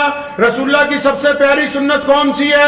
رسول اللہ کی سب سے اعلیٰ سنت کون سی ہے؟ نبی علیہ السلام نے کون سی ایسی سنت ہے جس کو ہم وقت استعمال کیا؟ نبی علیہ السلام کی وہ کون سی سنت ہے جو رسول اللہ کو محبوب تھی؟ وہ کون سی سنت ہے جس کو نہ اپنانے پر رسول اللہ نے ناراضگی کا اظہار کیا؟ آؤ مسلمانوں، محمد الرسول اللہ کو دیکھتے ہیں۔ پیارے نبی علیہ السلام کی سنت میں نماز کی سنتیں بھی ہیں، تہجد بھی ہے، اشراق بھی ہے، مسواک بھی ہے، رسول اللہ کی سنت میں دسترخوان بھی ہے، رسول اللہ کی سنت میں داڑھی بھی ہے، رسول اللہ کی سنت میں سفید کپڑے پہننا بھی ہے، رسول اللہ کی سنت میں سلام کرنا بھی ہے۔ لیکن ان تمام سنتوں سے اعلیٰ جو سنت ہے وہ یہ ہے جو آج مسلمانوں کو پتہ ہی نہیں، اور خاص کر ان نٹھلوں کو نہیں پتا جو سوشل میڈیا پہ بیٹھے ہوئے ٹک ٹاک بنا رہے ہیں کہ وہ رسول اللہ کی سنت ہے کون سی۔ صحابہ آئے رسول اللہ کے پاس، یا رسول اللہ وہ فلاں بندہ ہے نا، ہمیں اس پہ شک ہے، یا رسول اللہ ہمیں اس پہ شک ہے کہ بندہ ٹھیک نہیں۔ نبی علیہ السلام کو 1 دفعہ کہا، 2 دفعہ کہا، 3 دفعہ کہا، تو نبی علیہ السلام نے ناراضگی کا اظہار فرمایا اس کا دل چیر کے دیکھا ہے، اس کی چھاتی پھاڑ کے دیکھا ہے۔ حضرت انس رضی اللہ تعالیٰ عنہ فرماتے ہیں کہ جب میں نے کوشش کی نبی علیہ السلام کو نعوذ باللہ اس حد تک لانے کی کہ وہ کبھی مجھ سے ناراض ہوں اور میرے ایک آدھی چپت پڑ جائے، تو فرمایا ایک دن ناشتہ لینے مہمانوں کا بازار گیا تو میں بہت دیر ہو گئی، میں وہیں بیٹھا رہا قصدن کہ آج نہیں جاؤں گا، اور نبی علیہ السلام کو نعوذ باللہ ناراضگی ہوگی اور وہ میرے آنکھیں ایک آدھی لگا دے تاکہ انس کہے کہ 1,24,000 صحابہ میں صرف انس ایسے ہیں رضی اللہ تعالیٰ عنہ جنہوں نے مار کھائی ہے۔ فرمایا لیکن جب رسول اللہ بازار میں آئے اور مجھے دیکھا تو مجھے دیکھ کے بڑی تیزی سے میری طرف آئے، اور جب میں تیار ہو گیا نبی علیہ السلام نے پوری طاقت کے ساتھ مجھے اپنی چھاتی سے لگایا، میرے سر پہ ہاتھ پھیرا، کندھوں پہ ہاتھ پھیرا، آنکھوں میں آنسو ہیں۔ فرمایا انس میرے بیٹے میں تو سمجھا تجھے چوٹ تو نہیں لگ گئی کہیں؟ آئی نہیں بات سمجھ؟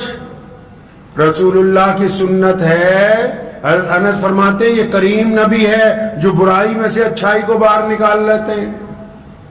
رسول اللہ کی سنت ہے پازیٹو سوچنا، رسول اللہ کی سنت ہے مثبت سوچنا، رسول اللہ کی سنت ہے اچھا سوچنا، رسول اللہ کی سنت ہے بدترین حالات میں اچھے خیالات رکھنا، رسول اللہ کی سنت ہے پریشانی میں اللہ کی مدد پر یقین رکھنا، رسول اللہ کی سنت ہے کہ دوسروں کو گرتے ہوئے کو اٹھا دینا، رسول اللہ کی سنت ہے برائی کی جگہ اچھائی بیان کرنا۔ تو یہ کون لوگ ہیں جو کہتے ہیں کہ ہمارے پاس نمازی نہیں رہے؟ کیا ان کو نظر نہیں آ رہا یہ جو لاکھوں مسلمان سفر میں نکلے ہر جگہ کھڑے ہو کے اللہ اکبر کی صداؤں کے ساتھ نماز ادا کر رہے، یہ کون سے نمازی ہے جو تمہیں نظر نہیں آئے؟ کیونکہ ذہن میں نیگیٹیوٹی ہے، دین ابھی اندر نہیں نہ اترا ہے، زبان پر ہی ہے، یہاں اوپر اندر نہیں اترا جن کے، تو وہ ایسی باتیں کرتے ہیں کہ دوسروں کی حوصلہ شکنی ہو جائے۔ اور اللہ نے جن کے دلوں میں اپنا کلام اتار دیا وہ بدترین حالات میں بھی ہمت کی، استقامت کی، حوصلہ افزائی کے لیے اللہ اور اس کے رسول صلی اللہ علیہ وسلم پر یقین کے ساتھ بات رکھتے ہیں، اپنی زندگی گزارتے ہیں، کیونکہ ان کو پتہ ہے کہ نفع اور نقصان کا مالک اللہ ہے۔ تو رمضان میں کیا کھویا کیا پایا یہ تو ہم نے خود دیکھنا ہے۔ اب مسجدوں میں اتنی بھیڑ اس لیے نہیں ہے میاں صاحب کیونکہ جب رمضان آتا ہے نا 5-5 کلومیٹر سے لوگ مسجد میں جماعت سے نماز پڑھنے کے لیے آتے ہیں، یہ رمضان ہے۔ اور رمضان جب چلا جاتا ہے تو مسلح اپنی دکان پر، اپنی فیکٹری پر، اپنے سائیکل پر، اپنی گاڑی میں ساتھ لے کے چلتے ہیں تاکہ رمضان میں نماز کی عادت پڑ گئی ہے۔ دوسرے کی برائی کرنے سے پہلے اس کی روح، اس کی زمین کے گراس روٹ جس کو بولتے ہیں، اس کی زمینی سطح پر دیکھو، پہلے دیکھو، پرکھو، پھر اگر ضرورت محسوس ہو تو بولو۔ اپنی مرضی سے جو دل میں آیا اس کو اپنی زبان سے نہ نکالو۔ اگر آپ کی وجہ سے کسی کی ہمت ٹوٹے گی، کسی کی بے عزتی ہوگی تو کل قیامت کے دن اللہ تبارک و تعالیٰ کے حضور جواب دینا ہوگا۔ لائسنس نہیں دے دیا اللہ تعالیٰ نے کہ جس کی مرضی چاہو بے عزتی کرتے پھرو، کوئی ٹھیکہ نہیں مل گیا ہے جو لوگ مسجدوں میں نماز پڑھتے ہیں ان کو بھی کہ جو آئے اس کی بے عزتی کر دو۔ کوئی اللہ تعالیٰ نے اتھارٹی نہیں دی ہے ان کو۔ مسجد میں ممبر بنایا، اس پہ ایک امام کی ذمہ داری لگائی تاکہ وہ جمعہ کو بیٹھ کے ان سے بات کرے اللہ اور اس کے رسول کے حکم کے مطابق۔ ان کے ہاتھ میں نہیں قلم دان پکڑا دیا کہ جب جس چوک پہ، چوراہے پہ، گلی میں، محلے پہ 20 لوگوں کے درمیان جس کی چاہے نہیں، اگر آپ اصلاحی کرنا چاہتے ہیں تو جائیے اس کے ساتھ دوستی کیجئے، سلام دعا کیجئے، کہیں جائیے، کہیں بیٹھیے تنہائی میں، دو باتیں اللہ اور اس کے رسول کے کیجئے۔ وہ طریقہ محمد رسول اللہ صلی اللہ علیہ وسلم نے عطا فرمایا ہے۔ تو ہمیشہ اس بات کو یاد رکھیں کہ رمضان میں کیا کھویا کیا پایا یہ کوئی مولوی نہیں بتا سکتا ہے، یہ وہی بتا سکتا ہے جس نے رمضان میں کچھ پایا ہے، کیونکہ جس نے کچھ پایا کھوئے گا تو وہی نا، دوسرا آدمی کیا کھو سکتا ہے۔ تو دوسروں کی ہمت افزائی کریں۔ اللہ تبارک و تعالیٰ کو توبہ کرنے والے لوگ، اللہ تبارک و تعالیٰ کو معافی مانگنے والے لوگ پسند ہیں۔ حدیث میں آتا ہے نبی علیہ الصلوۃ والسلام نے فرمایا، حدیث میں مفہوم ہے حدیث کا میں آپ کو مختصر میں سمجھاتا ہوں کہ آپ صلی اللہ علیہ وسلم نے فرمایا کہ جیسے ایک مسافر صحرا میں چلا گیا ریگستان میں، اب اس کے پاس ایک اونٹنی ہے، اس اونٹنی پر اس کا کھانا پینا ہے، سامان ہے، پانی ہے، سب کچھ ہے، لیکن راستے میں وہ رکتا ہے ایک درخت کے پاس اور آرام کرنے کے لیے لیٹتا ہے۔ اونٹنی کو جس ٹہنی سے باندھتا ہے وہ ٹوٹ جاتی ہے اور اونٹنی کہیں چلی جاتی ہے۔ جب اس کی آنکھ کھلتی ہے پریشان ہو جاتا ہے، کیوں؟ ریگستان میں کوئی سہارا نہیں ہے، کوئی سہارا نہیں، ادھر ادھر بھاگتا ہے، چیختا ہے، چلاتا ہے، کوئی مدد کے لیے نہیں آ سکتا۔ تھک ہار کے جب گلا بھی سوکھ جاتا ہے پھر ایک درخت کے نیچے بیٹھ جاتا ہے اور دل میں سوچتا ہے کہ اب تو موت ہی آئے گی، اس کے علاوہ تو کوئی نہیں مجھے بچا سکتا۔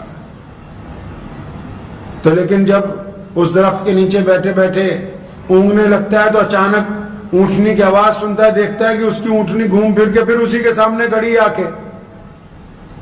فرمایا صحابہ سے اندازہ لگاؤ اس کو کتنی خوشی ہوئی ہوگی، اس بندے کو اب کتنی خوشی ہوئی ہوگی کہ جس کو چند لمحے پہلے یہ تھا کہ اس ریگستان سے تو نکلا نہیں جا سکتا، نہ پانی ہے، نہ کھانا ہے، سواری بھی چلی گئی، صحابہ نے کہا یا رسول اللہ یہ تو اتنی زیادہ خوشی کی بات ہے کہ جس کے ساتھ یہ حادثہ گزرا وہی بتا سکتا ہے. فرمایا بس اللہ تبارک و تعالیٰ اپنے بندے کی طرف سے جب بندہ توبہ کرتا ہے نا, اللہ تبارک و تعالیٰ ایسی خوشی محسوس کرتے ہیں کہ میرے بندے نے میری طرف رجوع کیا ہے, بندہ میرا معافی مانگنے کے لیے آیا ہے.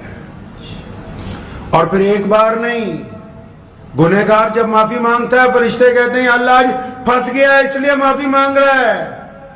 حکم ہوتا ہے کوئی بات نہیں. پھر کیا ہوا, پھنسنے کے بعد بھی آیا تو صحیح.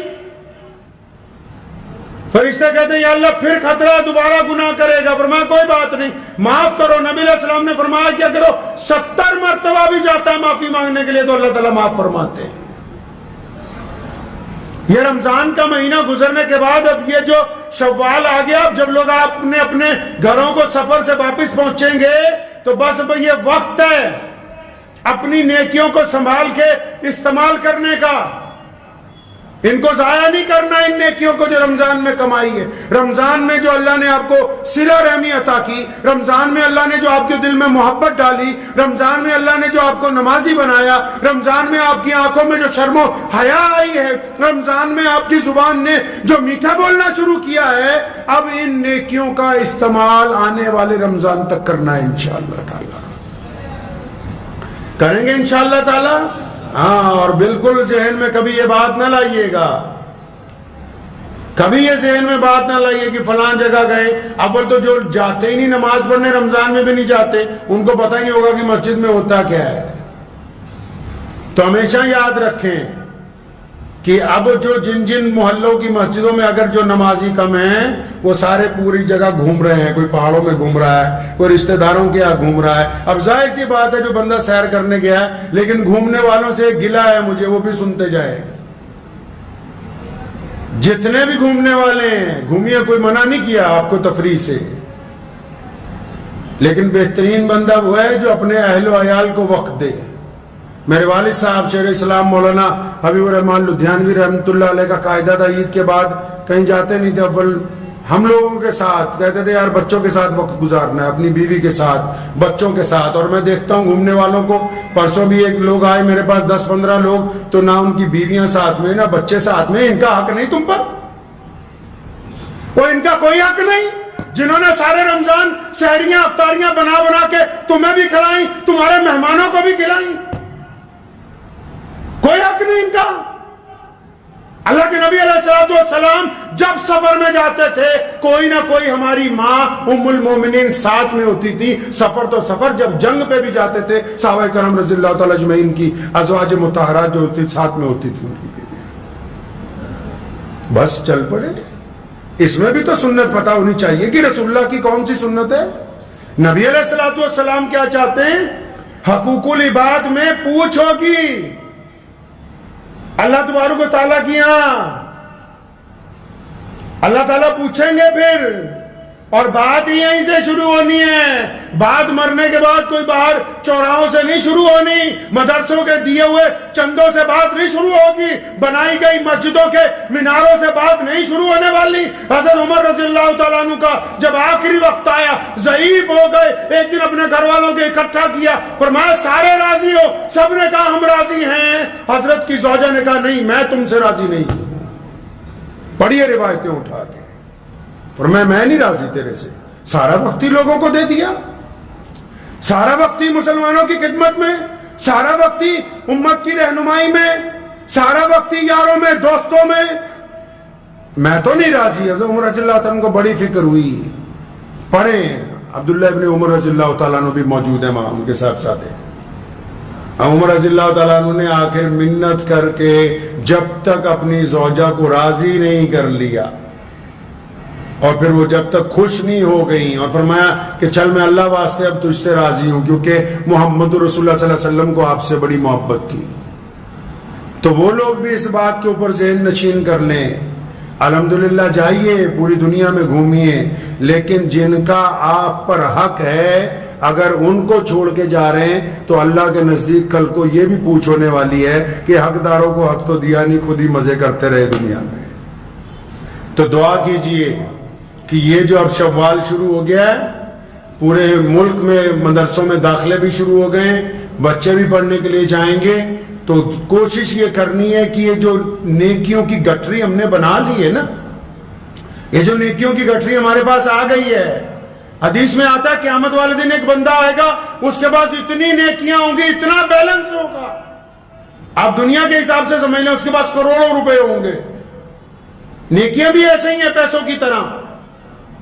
لیکن جب نبی علیہ السلام نے فرمایا جب وہ آئے گا اللہ تعالیٰ کی جو حساب کتاب شروع ہوگا تو مفلس ہو جائے گا۔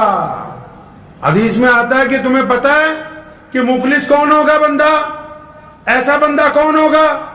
محتاج۔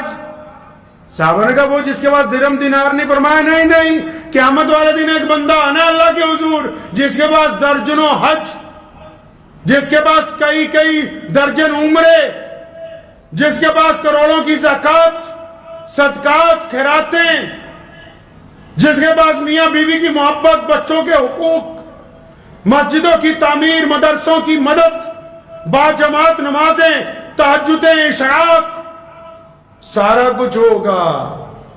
جب حساب کتاب شروع ہوگا نا تو ایک طرف سے چند لوگ آئیں گے، یا اللہ ہم تو اس کے نوکری کرتے تھے، اس نے فلاں مہینے میں زبردستی میری تنخواہ ماری تھی۔ اللہ فرمائیں گے فرشتوں کو اچھا اتنی نیکیاں ان کو تو فارغ کرو۔ وہ چلا جائے گا، دوسرا آ جائے گا، یا اللہ یہ اتنا رئیس تھا، میں بڑا غریب تھا، میری کئی بار بے عزتی کی، اس کے دروازے پہ گیا، پھر حکم ہوگا اتنا نے کیا اس کو تو اس کو فارغ کرو۔ وہ چلا جائے گا، تیسرا آ جائے گا کہ یا اللہ ہماری تو تحقیر بڑی کرتا تھا یہ، اور اس کو بھی نیکیاں دے دو، فلاں چلے جاؤ۔ ایک ایک کر کے کوئی پڑوسی آ جائے گا کہ اللہ میری ایک بالش زمین دبا لی تھی، اس کو بھی نیکیاں۔ فرمایا اتنی نیکیاں جو ہوں گی بینک بیلنس جتنا سارا ادھر بڑھ جائے گا، سارے حج، عمرے، زکوٰۃ، صدقے، خیرات سب بڑھ جائیں گے۔ اب وہ بٹھنے کے بعد دعوے دار پھر کھڑے ہوں گے کہ اللہ نہیں ہمارے ساتھ فلاں کے ساتھ ظلم کیا۔ اب فرشتے پوچھیں گے اللہ کرنا کیا ہے؟ فرمایا کرنا کیا ہے، ان کے گناہ اس کے سر پہ لاتے رہو، ان کو فارغ کرو جنت کے لیے۔ مفلس ہوگا وہ بندہ، نیکیوں کے انبار لے کے آئے گا اور وہ ان کو دے دیے جائیں گے جن کے حق مارے ہوئے ہوں گے، اس کے باوجود حقداروں کا حق ختم نہیں ہوگا، پھر ان کے گناہ اس کے سر پر لادے جائیں گے اور پھر یہ گناہوں کو لے کے جہنم کی طرف اس کا جانا ہوگا۔ اس لیے اس بات کو ذہن نشین کر لیں کہ رمضان میں جو نیکیاں کمائی ہیں کسی کو گالی دے کے ضائع نہیں کرنی، کسی کا دل دکھا کے ضائع نہیں کرنی، کسی کا حق مار کے ضائع نہیں کرنی، کسی سے زنا کا ارادہ کر کے ضائع نہیں کرنی، کوئی نشہ کر کے ضائع نہیں کرنی، اپنے بھائی کا حق مار کے ضائع نہیں کرنی، کسی کی چغلی کر کے ضائع نہیں کرنی، کسی کی غیبت کر کے ضائع نہیں کرنی۔ رمضان کی نیکیوں کو بڑی احتیاط سے چلانا ہے، اور اس فتح کے ساتھ پوری دنیا میں یہ بات طے ہو گئی کہ فتح اسلام کے مقدر میں لکھ دی گئی ہے، اور پوری کائنات کے لوگ جو ہیں وہ اللہ اور اس کے رسول صلی اللہ علیہ وسلم کے انصاف کو، اللہ اور اس کے رسول صلی اللہ علیہ وسلم کے کیے گئے عدل کو آج بھی تسلیم کرتے ہیں۔ نبی علیہ السلام کی شان میں اسی لیے کسی نے کہا ہے کہ ہو لاکھوں سلام اس آقا پر صلی اللہ زور سے گئی علیہ وسلم، صلی اللہ علیہ وسلم، کہ ہو لاکھوں سلام اس آقا پر، ظلم لاکھوں جس نے توڑ دیے، دنیا کو دیا پیغام سکون، طوفانوں کے رخ موڑ دیے، اس محسن عالم نے دنیا میں کیا کیا نہ دیا انسانوں کو، دستور دیا، منشور دیا، نئی راہیں دی، نئے موڑ دیے۔ لوگ فتح کرتے ہیں تو بلڈوزر چلانے کی بات کرتے ہیں، لوگ فتح کرتے ہیں تو پھانسی دینے کی بات کرتے ہیں، لوگ فتح کرتے ہیں تو ملکوں کو برباد کرنے کی بات کرتے ہیں، لیکن اسلام کی فتح مبین میں لوگوں کے لیے رحمت ہے، لوگوں کے لیے محبتیں ہیں، لوگوں کے لیے انصاف ہے، لوگوں کے لیے پیار ہے۔ اسلام کی فتح مبین نے جب ظالم کی گردن پر پیر رکھا تو مظلوم کے سر کے اوپر تاج بھی رکھ دیا گیا۔ اگر ہم امام بخاری کو پڑھتے ہیں رمضان کا مہینہ ہے، شدت کی گرمی ہے، نبی علیہ السلام چل پڑے مدینہ سے مکہ کے لیے، مکہ فتح کرنے کے لیے 10,000 کا جرار لشکر، کوئی چھوٹا موٹا نہیں، 10,000 صحابہ کرام ساتھ میں ہیں، اور اس دور میں تو آبادیاں بڑی چھوٹی تھی، 10,000 کا مطلب کئی لاکھ لوگ آج کے حساب سے۔ جیسے ہی مدینہ سے نکلے، جس راستے سے جانا تھا تو دیکھا کہ ایک کتیا نے بچے دیے ہیں اور وہ بیٹھی ہوئی ہے اور بچے اس کا دودھ پی رہے ہیں۔ محمد رسول اللہ صلی اللہ علیہ وسلم نے ابن سراقہ رضی اللہ تعالیٰ عنہ کی ڈیوٹی لگائی، فرمایا یہاں کھڑا ہو جائے نیزہ لے کے۔ آج اگر کوئی چھوٹا سا لیڈر گزرتا ہے نا، سڑکوں سے دکانوں کا سامان ہٹایا جاتا ہے۔ آج اگر کوئی چھوٹا سا منتری گزرتا ہے، ٹریفک سگنل بند کر دیے جاتے ہیں۔ آج اگر کوئی عام سا کسی صوبے کا مکھ منتری جاتا ہے تو پورے کے پورے علاقے سیل کر دیے جاتے ہیں۔ یہاں کائنات کے مولا، جن کا دین آج کائنات کا سب سے بڑا دین ہے، جن کے دین میں ہر رنگ اور بولی کے لوگ موجود ہیں، جنہوں نے ایسا مذہب تیار کیا کہ آج پوری دنیا کے کسی مرضی خطے میں چلے جائیں، تھوڑے یا بہت کلمہ لا الہ الا اللہ محمد رسول اللہ پڑھنے والے لوگ مل جاتے ہیں۔ رسول اللہ مدینے سے نکلے، 10,000 کا جرار لشکر ہے۔ آج کل تو گیدڑ اکٹھے ہو جائیں 40-50، وہی شور مچانے لگتے ہیں۔ وہ سوچتے ہیں شہر پہ حملہ کریں گے۔ یہاں 10,000 کا لشکر ہے، مدینے سے نکلے، سڑک کے اوپر ایک جانور نے بچے دیے ہیں، راستے میں دیے ہیں، بچے اپنی ماں کا دودھ پی رہے ہیں۔ محمد رسول اللہ نے دیکھا، ابن سراقہ کو بلایا، ان کو وہاں کھڑا کیا، نیزہ لے کے کھڑے ہو جاؤ۔ کیوں کھڑے ہو جاؤ؟ جتنا لشکر آ رہا ہے نا، اس جانور کو راستے میں سے اٹھائیں نہیں، اس ماں کو تکلیف نہ پہنچائیں، اس بچے کو تکلیف نہ پہنچائیں، بلکہ راستہ تبدیل کرنا ہے۔ یہ فتح مکہ کے لشکر کا پہلا وہ خوبصورت واقعہ جس نے لوگوں کو بتا دیا کہ محمد الرسول اللہ کائنات میں انصاف قائم کرنے کے لیے آئے ہیں۔ اور تاریخ کہتی ہے کہ ابن سراقہ اس وقت تک کھڑے رہے جب تک سارا لشکر گزر نہیں گیا، اس جانور کو اس کی جگہ سے ہٹایا نہیں گیا۔ اور جب مکہ مکرمہ میں پہنچے ہیں، مکہ مکرمہ سے ایک شب پہلے رات کو جب ڈیرا لگایا ہے تو علی بن سفیان رضی اللہ تعالیٰ عنہ جو اس وقت مسلمان ہوئے، اس رات کو کہنے لگے عباس کے بیٹے آج تو تیرا بھتیجا بادشاہ بن گیا۔ تو کسی نے کہا نعوذ باللہ غلط باتیں نہ کرو، یہ نبوت کا جلوہ ہے، بادشاہیاں تو ختم ہو جاتی ہیں۔ دنیا میں کتنے امپائر بنے، آج ان کا نام نہیں ہے۔ ان 1450 سال کی تاریخ کے اندر کتنے بادشاہ ہوئے، ان کا نام نہیں ہے۔ کتنے بڑے بڑے لوگ پیدا ہوئے، ان کو کوئی نہیں جانتا ہے۔ آج کتنی بڑی بڑی سیاسی پارٹیاں بنی، انہوں نے راج کیا، وہ بھی ختم ہو گئی۔ اب جو بنتی ہیں آنے والے دور میں ان کی جگہ کوئی اور آ جائے گا۔ یہ محمد الرسول اللہ صلی اللہ علیہ وسلم کی اعلیٰ ترین جو نبوت اللہ تعالیٰ نے، جس میں ختم نبوت کا تاج محمد رسول اللہ کے سر پہ رکھا گیا، یہ اس کا قیام، اس کا کمال ہے کہ ابد سے لے کے ازل تک اگر کوئی نبی ہے، کوئی نبی تھا اور کوئی نبی رہے گا تو وہ محمد رسول اللہ صلی اللہ علیہ وسلم کے ساتھ۔ یہی رمضان، یہی تپتی گرمی جس میں کئی لوگ آج روزہ رکھنے سے گھبرا جاتے ہیں، کئیوں کو نماز میں گرمی لگنے لگتی ہے، اسی تپتی ہوئی شدت کی گرمی میں محمد رسول اللہ نے مکہ کو فتح کیا ہے۔ اور کون سا مکہ؟ وہ مکہ جہاں محمد رسول اللہ کو مارا گیا، وہ مکہ جہاں سیدنا بلال کی کھال ادھیڑی گئی، وہ مکہ جہاں یاسر بن عمار کو مارا گیا، وہ مکہ جہاں سیدنا ابو بکر صدیق کے اوپر تشدد ہوا، وہ مکہ جہاں ابو ہریرہ رضی اللہ تعالیٰ عنہ پر ظلم ہوا، وہ مکہ جہاں مسلمانوں کا سوشل بائیکاٹ کیا گیا، جہاں 2 سال کی قید شاہ ابی طالب کے اندر مسلمانوں نے محمد رسول اللہ کے ساتھ گزاری ہے، وہ مکہ جس کی مسجد میں جو خدا کا گھر ہے صدیوں سے، جس میں مسلمانوں کو اندر جانے کی اجازت نہیں، آج اس مکے کو محمد رسول اللہ فتح کرنے آئے۔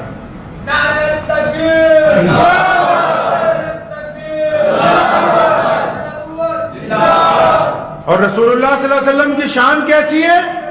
ہر اول دستے میں خالد بن ولید رضی اللہ تعالیٰ عنہ آگے آگے جا رہے ہیں اپنے نوجوانوں کے ساتھ، اور سوچو لوگ کیا کہتے ہیں۔ آج دشمن حملہ کرتا ہے کہیں پہ، وہ کہتا ہے اپنے ہتھیار پھینک دو، گرفتاری دے دو، تمہیں کچھ نہیں کہیں گے، اور یہ اعلان کرتے جا رہے ہیں کہ میرے آقا نے کہا جو لڑنے نہیں آئے گا اس کے ساتھ کوئی جھگڑا نہیں۔ میرے آقا نے کہا جس نے اپنے گھر کا دروازہ بند کر لیا اس کے گھر پہ کوئی دستک نہیں دی جائے گی۔ میرے آقا نے کہا ہے جو بیت اللہ کے اندر چلا جائے گا اس کو معاف کر دیا جائے گا۔ ہے کوئی ایسی فوج جو دنیا میں کسی شہر میں داخل ہوتی ہو اور لوگوں کو امن کا اعلان کرتی جاتی ہو، لوگوں سے سکون کا اعلان کرتی جاتی ہو؟ ایسی فوج صرف محمد رسول اللہ صلی اللہ علیہ وسلم کے پاس ہے۔ مورخین نے لکھا ہے حضور صلی اللہ علیہ وسلم کا ردیف ایک بچہ اس اونٹنی پہ سوار تھا جس پر آپ صلی اللہ علیہ وسلم بیٹھے ہوئے تھے، وہ بار بار خوشی سے اچھلتا ہے، محمد رسول اللہ اس کو پکڑ کے بٹھاتے ہیں، اور عجز کی وجہ سے، اللہ کی حضور عجز کی وجہ سے محمد رسول اللہ صلی اللہ علیہ وسلم کا سر جھکا ہوا ہے اونٹنی کے اوپر بیٹھے ہوئے بھی، اور بار بار رسول اللہ کے امامے کی جو کور ہے وہ اونٹنی کے اوپر جو کجاوا لگا ہوتا ہے نا اس پہ ایک لکڑی لگی ہوتی ہے اوپر، اس کے ساتھ ٹکراتی ہے۔ وہ لوگ فتح کے دن غرور کے ساتھ گردن اونچی کرتے ہیں، محمد رسول اللہ نے فتح کے دن شکر کے ساتھ اپنے رب کا شکر ادا کیا ہے۔ اور پھر کیا ہوا؟ سب سے خوبصورت بات، بیت اللہ میں داخل ہوئے۔ آج تو بیت اللہ بہت بڑا ہے، کل میں پڑھ رہا تھا رات فیس بک کے اوپر کہ کل عشاء کی نماز میں 2 ملین لوگ بیت اللہ کے اندر تھے، 2 ملین۔ اس وقت بیت اللہ کا شہر اتنا بڑا نہیں تھا، صحابہ فرماتے ہیں 10,000 کا لشکر پہنچا، درختوں پر بھی لوگ چڑھ گئے، مکانوں کی چھتوں کے اوپر بھی کھڑے ہو کے لوگ دیکھنے لگے، ایسے لگتا تھا کہ ہر ایک پتے کے اوپر محمد رسول اللہ کے دیوانے موجود ہیں۔ جتنا پرانا مکہ تھا حضور صلی اللہ علیہ وسلم کے دور میں، آج وہ سارے کا سارا مکہ حرم شریف کی مسجد کے اندر آ چکا ہے، اتنی توسیع ہو چکی ہے حرم شریف کی۔ تو نبی علیہ السلام جب خانہ کعبہ میں اندر گئے تو آج سے 10 سال پہلے جب جانے لگے تھے تو اللہ کے رسول فرماتے ہیں میرا دل چاہا کہ میں خانہ کعبہ میں 2 رکعت نفل پڑھ لوں، تو خانہ کعبہ کی چابی جس بندے کے پاس تھی اس کا نام عثمان بن طلحہ ہے، رسول اللہ صلی اللہ علیہ وسلم نے طلحہ کو کہا کہ یار چابی دے دے، 2 نفل نماز پڑھنی ہے۔ اکڑ گیا، ابو جہل کے کہنے پہ اکڑ گیا کہ چابی نہیں دوں گا۔ نبی علیہ السلام نے کتنی خوبصورت بات فرمائی، خود اعتمادی دیکھو مسلمانوں، اس کو کہتے ہیں اللہ کی ذات پر یقین کامل رکھنا۔ کندھے پہ ہاتھ مارا، فرمایا ابن طلحہ ایک وقت آئے گا یہ چابی ہم تم سے لے لیں گے۔ حتیٰ کہ ان 10 سالوں کے بعد مسلمانوں کی حالت خراب ہوئی، مسلمانوں پر ظلم ہوا، مسلمانوں پر جنگیں مسلط کی گئی، مسلمانوں پر قحط آیا، مسلمانوں پر ساد و سامان نہیں تھا۔ عثمان بن طلحہ کہتے ہیں سارے مکہ کے کافر خوش ہوتے تھے کہ مسلمانوں کی حالت خراب ہے، کہتے میرا دل کھٹکتا رہتا تھا کہ نہیں، محمد رسول اللہ نے کہا ایک دن چابی لے لوں گا۔ آج اگر کوئی جیت جاتا ہے سب سے پہلے اپنے دشمن کی برائی کرتا ہے۔ آج جب لوگ فتح حاصل کرتے ہیں سب سے پہلے اپنے دشمن کو وارننگ دیتے ہیں کہ تیار ہو جاؤ۔ محمد رسول اللہ نے جس دن مکہ فتح کیا، بیت اللہ کے صحن میں گئے، اعلان کیا کہ جو معافی مانگنے کے لیے آئے گا معاف، اور معافی کس نے مانگنی ہے؟ جنہوں نے سیدنا حمزہ کو قتل کیا ہے، जिन्होंने अम्मार बिन यासिर को शहीद किया है, जिन्होंने हबीब बिन ज़ैद के टुकड़े किए हैं, जिन्होंने अबू हुरैरा को मारा, जिन्होंने बिलाल की खाल को बार बार जलाया, जिन्होंने मोहम्मद रसूलुल्लाह के गले में फंदा डालने की कोशिश की है, जिन्होंने मोहम्मद रसूलुल्लाह को कत्ल करने की कोशिशें की हैं, उनके लिए ऐलान हो रहा है कि आज अगर कोई माफी मांगने के लिए आएगा तो हम उसको माफ कर देंगे। तो नबी अलैहिस्सलाम जब दाखिल हुए तो उस्मान बिन तलहा अपने घर पे थे। पता तो सारे मक्के को लग गया, पूरे अरब के अंदर धूम मच गई कि मुसलमानों ने मक्का फतेह कर लिया है। ऐसा फतेह किया मक्का कि आज वो मक्का जो कल तक अल्लाह का सिर्फ घर था, जहां तवाफ होता था, अल्लाह ने मोहम्मद रसूलुल्लाह के सदके उसे पूरी दुनिया का किबला बना दिया, पूरी दुनिया का किबला बना दिया। खाना काबा की चाबी मंगवाई, उस्मान बिन तलहा पहुंचे, फरमाया मैं गया डरता डरता, अब पता नहीं क्या होगा, आज पता नहीं क्या होना है, मक्का फतेह हो गया, मोहम्मद रसूलुल्लाह का राज आ गया है। लोग ताने देते हैं, मोहम्मद रसूलुल्लाह ने चाबी मांगी, इन्होंने चाबी दी तो कुछ भी नहीं कहा, ताला खोला गया। लात और उज़्ज़ा के बुतों से मक्का मुकर्रमा को जब पाक किया, नमाज पढ़ी, जब वापस ताला लगाने लगे तो उस्मान बिन तलहा सामने खड़े थे। कहा था रसूलुल्लाह ने कि हम एक दिन तुमसे चाबी ले लेंगे और फिर जिसको हमारा दिल चाहेगा उसको देंगे। इब्ने तलहा को आगे बुलाया वापस और फरमाया ये चाबी मैं तुम्हें दे रहा हूं, तुम खाना काबा के चाबी बरदार रहोगे। है उस्मान बिन तलहा रज़ियल्लाहु अन्हु फरमाते हैं चाबी मेरे तरफ नहीं आई, कलमा ला इलाहा इल्लल्लाह मोहम्मद रसूलुल्लाह आ गया।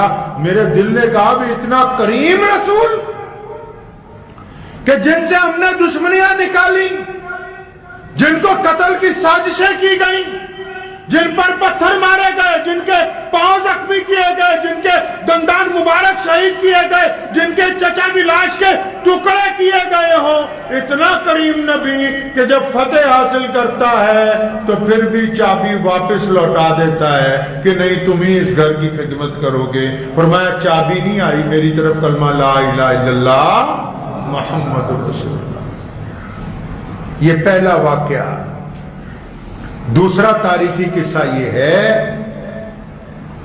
कि जब नमाज का टाइम हो गया, कहां मक्के में, नबी अलैहिस्सलाम खाने काबा के सहन में खड़े हैं।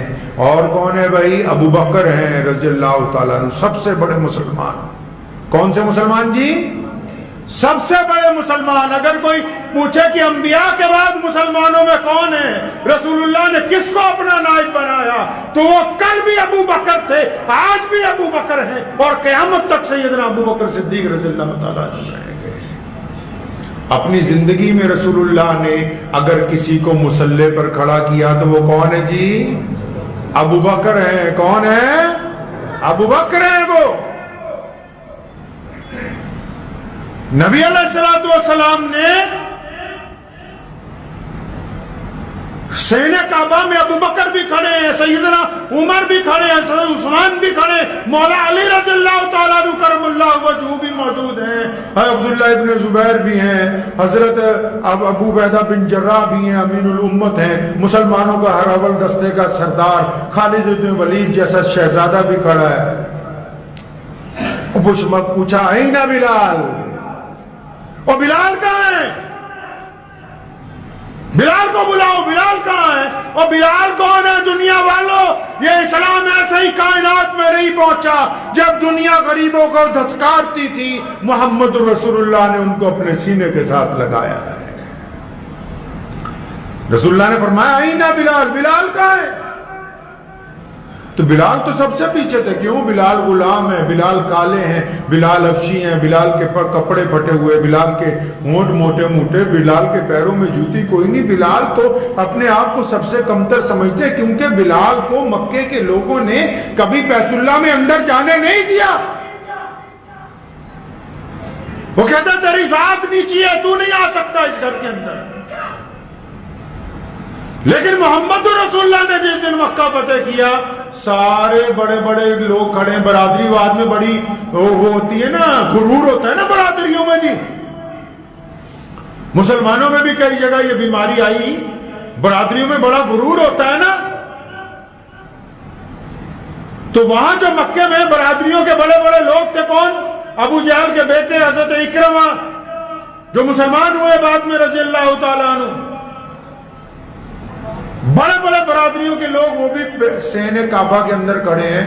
رسول اللہ نے جب پوچھا بلال کہاں ہے تو کئی سمجھ گئے کہ آج بھی اگر اذان دے گا تو کون دے گا جی؟ بلال دے گا. تو ایک صحابی نے کان میں کہا رسول اللہ کے کہ یا رسول اللہ آج تو یہ کافر مر گئے, آج یہ ذلیل ہو گئے, آج ان کے دلوں کو دھکا لگا کہ ان کے ہاتھ سے مکہ چھٹ گیا. یا رسول اللہ بلال کو کہیں, بلال کو آج اذان کے لیے نہ کہیں. یہ اتنے یہ سمجھیں گے کہ یہ بہت نیچی کیٹیگری کا بندہ, دیکھو ہماری موجودگی میں ایک غلام کو خانہ کعبہ کی چھت پہ چڑھا دیا. انہوں نے بات کان میں کہی تھی لیکن میرے کریم رسول نے اس بات کا جواب اعلان میں دیا. وہ فرمایا خبردار, اگر محمد رسول اللہ کے نام پہ مار کھائے تو بلال, اگر کسی کے گلے میں پھندا ڈالا جائے تو بلال, اگر ہمارے ساتھ قید گزارے تو بلال, اگر کسی کے جسم پر پتھر مارے جائے تو بلال. یہ پھر کیسے ہو سکتا ہے کہ آج مکہ فتح کیا گیا ہو تو آج بھی اگر کوئی بیت اللہ کی چھت پہ چڑھ کے اذان دے گا تو میرا بلال دے.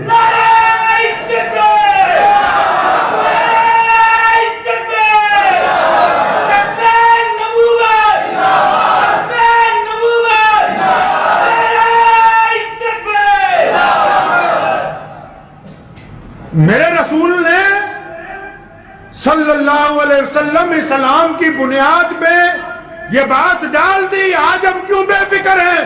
پوری دنیا کا کفر کہتا ہے کہ اسلام کو ختم کرنا ہے, اس کے باوجود جائے پوری ملک کے سارے دنیا کے ملکوں کو دیکھ لیں, اگر کسی نے ترقی کی ہے تو وہ کلمہ لا الہ الا اللہ محمد رسول اللہ پڑھنے والے لوگ ہیں. کیوں؟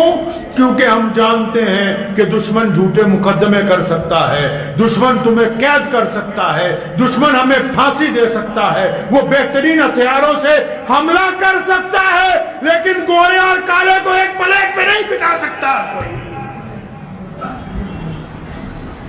امیر اور غریب کو ایک صف میں محمد رسول اللہ کے علاوہ کوئی کھڑا نہیں کر سکتا.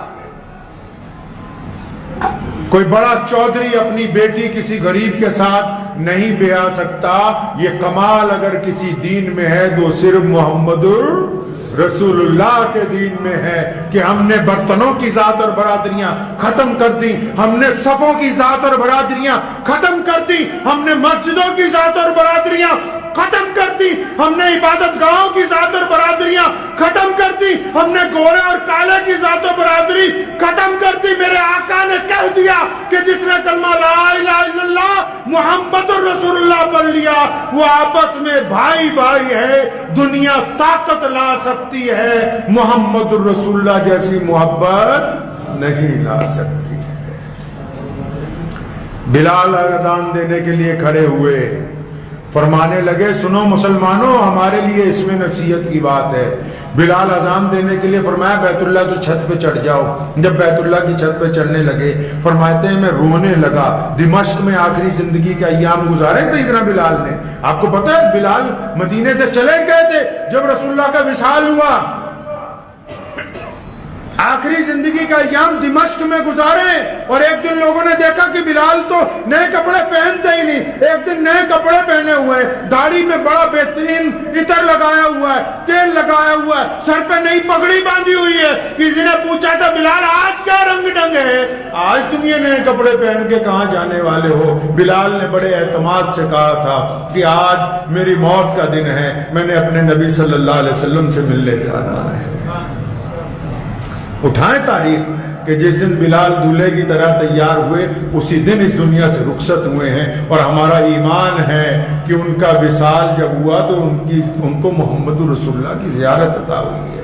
اور کمال کی بات تمہیں بتا دوں، ذہن میں یاد آ گئی، ساری دنیا اپنی اپنی قبروں سے اٹھے گی، بلال دمشق میں دفن ہوئے ہیں، لیکن کل قیامت میں محمد رسول اللہ کے روضے سے اٹھیں گے۔ تو جب بلال چڑھ گئے نا کعبے کی چھت پہ، رو رہے تھے، فرمایا یہ مقام کیسے ملا؟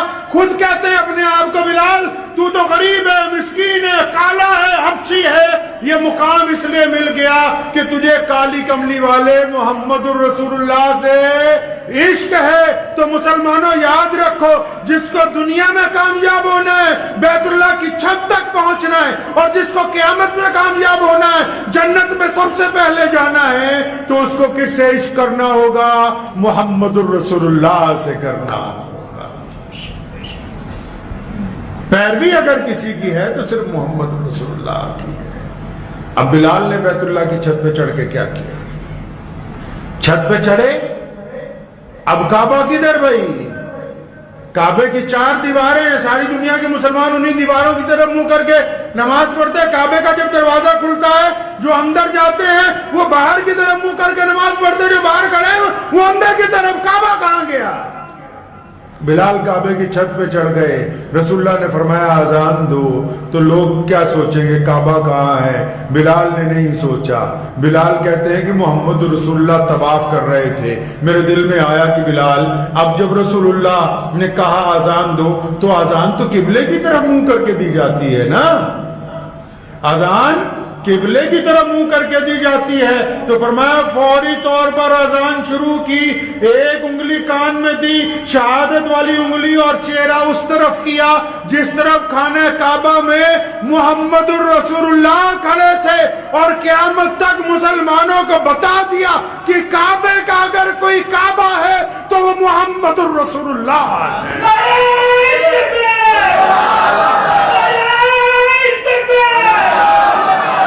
کعبے کا اگر کوئی کعبہ ہے وہ محمد الرسول اللہ ہے۔ کعبے کی سند محمد الرسول اللہ، قرآن کی سند محمد الرسول اللہ، ایمان کی سند محمد الرسول اللہ، مسلمان کی سند محمد الرسول اللہ۔ اگر محمد الرسول اللہ خاتم النبیین ہیں تو ہم مسلمان ہیں۔ بلال نے تو یہ ایسا کام کر دیا قیامت تک کہ مرزا قادیانی جیسے جتنے مردود پیدا ہوں گے، مرزا غلام قادیانی جیسے جتنے انگریز کے ایجنٹ پیدا ہوں گے، ان کے لیے تو بلال کا بس یہ ایک چھوٹا سا کارنامہ ہی بہت ہے کہ بلال نے خانہ کعبہ کی چھت پہ پھر اتنا ہی نہیں کیا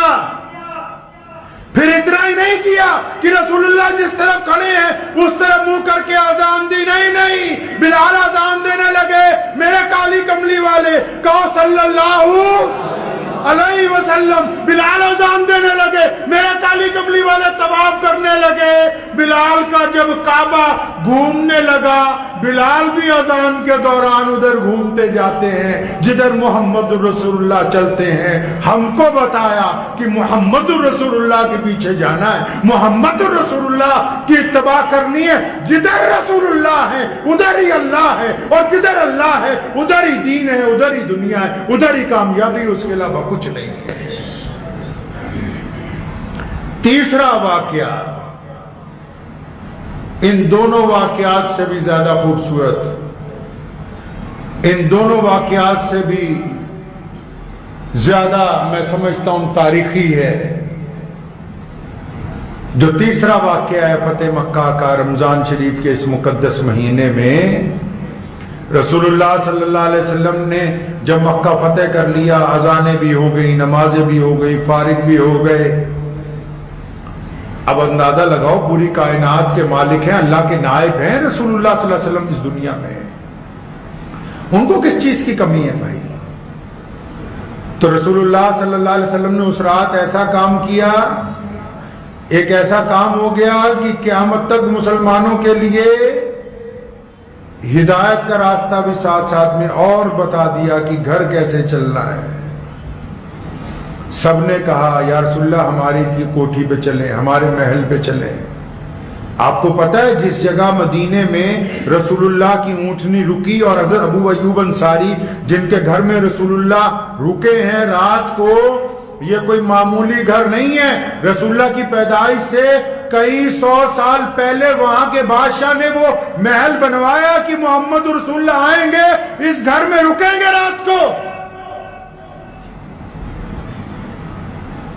جس دن مکہ فتح ہوا رسول اللہ کو علی بن سفیان رضی اللہ تعالیٰ عنہ نے کہا خالد ابن ولید کا گھر وہاں پہ ہے، ابو بکر صدیق کی کوٹھی حویلی وہاں ہے، عمر فاروق کی حویلی وہاں پر ہے، حضرت عبد الرحمن بن عوف جیسے لوگوں کا گھر وہاں پر ہے، سارے بڑے بڑے لوگوں کے گھر مکے میں ہیں، قبیلے مکے میں ہیں. یا رسول اللہ ہمارے گھر چلے. ادھر مکے میں گلی کے اندر ایک چھوٹا سا گھر ہے، کھجور کی چھتیں ہیں، پتھروں کی دیواریں ہیں. چھوٹے سے گھر میں ایک عورت بیٹھی ہوئی ہے، ام ہانی اس کا نام ہے. اس کے شوہر نے اس کو اس لیے چھوڑ دیا کہ وہ ایمان لے آئی تھی. بچے اس کے ساتھ بیٹھے ہیں. ماں بچپن سے بچوں کو سکھا رہی ہے کہ رسول اللہ اللہ کے نبی ہیں اور رسول اللہ کی پیروی ہم پر فرض ہے. آج جب مکہ فتح ہوا تو بچوں نے اپنی ماں سے پوچھا، ماں تم تو روز کہتی تھی وہ اللہ کے نبی تمہارے بھائی لگتے ہیں. حضرت علی رضی اللہ تعالیٰ عنہ کی بہن ہے یہ، حضور صلی اللہ علیہ وسلم کی چچا زاد بہن، اور آپ صلی اللہ علیہ وسلم سے عمر میں 20 سال بڑی ہیں. کہنے لگے بچے، چھوٹا بچہ کہنے لگا، ماں آپ تو روز کہتی تھی کہ وہ اللہ کے نبی جو مدینے میں جلوہ افروز ہیں وہ آپ کے بھائی لگتے ہیں. آپ تو بار بار بتاتی تھی کہ بچپن ان کے ساتھ گزرا ہے، دادا ابو طالب کے ساتھ آپ لوگوں نے اکٹھے زندگی گزاری ہے. آپ تو بار بار بتاتی تھی کہ ہم بچپن میں بڑے محبت والے تھے، میرے سے بڑی شفقت کرتے تھے، مجھے بڑا پیار تھا ان سے. اماں ہمیں تو پتہ لگا کہ آج مکہ فتح ہو گیا، محمد رسول اللہ نے مکہ مکرمہ کے اوپر اپنا نظام قائم کر دیا. اماں جی آپ تو کہتی تھی آپ کے بھائی ہیں، کہ اگر وہ آپ کے بھائی ہیں تو کیا ماموں ہمارے گھر بھی آئیں گے؟ آئیں گے ہمارے گھر؟ آج جب بندہ پاور میں آتا ہے نا، سب سے پہلے پرانے یاروں کو رشتہ داروں کو بھولتا ہے. وہ کہتا ہے گاڑی سیدھی منتری صاحب کی کوٹھی پہ چلنی چاہیے، راستے میں نہ روکنا، اگر کوئی ہاتھ بھی دے تو واپسی میں دیکھیں گے ان سے ملنا ہے کہ نہیں ملنا ہے. نبی علیہ السلام نے اس رات کو ادھر ام ہانی کی آنکھوں میں آنسو ہیں، بچوں کو دلاسا دے رہی، فرمایا ہاں بیٹا بات تو صحیح ہے، لیکن آج وہ اللہ کے نبی ہیں، اب وہ خاتم النبیین ہیں، اب ان کے تاج پر نبوت کا، ان کے سر پہ نبوت کا تاج رکھا ہوا ہے، اور آج تو ان کے ساتھ لاکھوں لوگ آئے ہوئے ہیں، انہیں کہاں فرصت ہوگی. اتنی دیر میں کسی نے زور سے دروازہ کھٹکھٹایا. ہانی کہتی میں جذبات کی روح میں تھی، میری آنکھوں میں آنسو تھے، میں اپنے بچوں سے گفتگو کر رہی تھی تو اسی روح میں ذرا زور سے پوچھا کون ہے دروازے پر؟ فرمایا دروازے سے آواز آئی کہ ہانی دروازہ کھولو، میں تمہارا بھائی محمد الرسول اللہ. دروازہ کھولا، اپنی بہن کو دیکھا ہے 10 سال بعد. کفار مکہ نے ظلم اتنا کیا کہ رسول اللہ جس دن مکہ سے نکلے تھے نا، تھوڑا چلتے تھے، پھر بیت اللہ کو دیکھتے تھے، آنکھوں میں آنسو آ جاتے تھے، پھر چلتے تھے، پھر مکے کو دیکھتے تھے اور کہتے تھے اے ظالمو تم نے مجھ سے میرا گھر چھڑوا دیا، تم نے مجھ سے بیت اللہ چھڑوا دیا. بار بار پلٹ کے محمد رسول اللہ بیت اللہ کو دیکھتے تھے. دونوں کی آنکھوں میں آنسو ہیں. فرمایا ہانی لوگ تو کہتے تھے کہ ہماری کوٹھی پہ چلیں، ہماری حویلی پہ چلیں، تو میں نے سب کو کہا کہ جب میری بہن یہاں موجود ہے میں کسی اور کے گھر کیوں جاؤں، میں کیوں کسی کا اور کیا جاؤں. رسول اللہ کے اس عمل نے ہمیں بتایا ہے کہ مسلمانوں جب پاور آ جائے، دولت آ جائے، جوانی آ جائے، جب کوٹھیاں بن جائے، اگر وزارتیں مل جائیں، اگر حکومتیں مل جائیں، تو سب سے پہلے ان کو یاد کرنا جو اس وقت تمہارے ساتھ تھے جب دنیا تمہارے ساتھ نہیں تھی. ان کو یاد کرنا پہلے. تو نبی علیہ السلام گھر میں گئے. اب اندازہ لگاؤ اتنا بڑا لشکر ہے، ساز و سامان تو سارا تھا. ہانی کو پوچھا ہانی کچھ کھانے کے لیے؟ ام ہانی تو خود غریب ہیں, گھر جو ہے ٹوٹا ہوا ہے. فرمانے لگی یا رسول اللہ بس ایک روٹی پڑی ہے اور تھوڑا سا سرکہ ہے, روٹی بھی باسی ہے.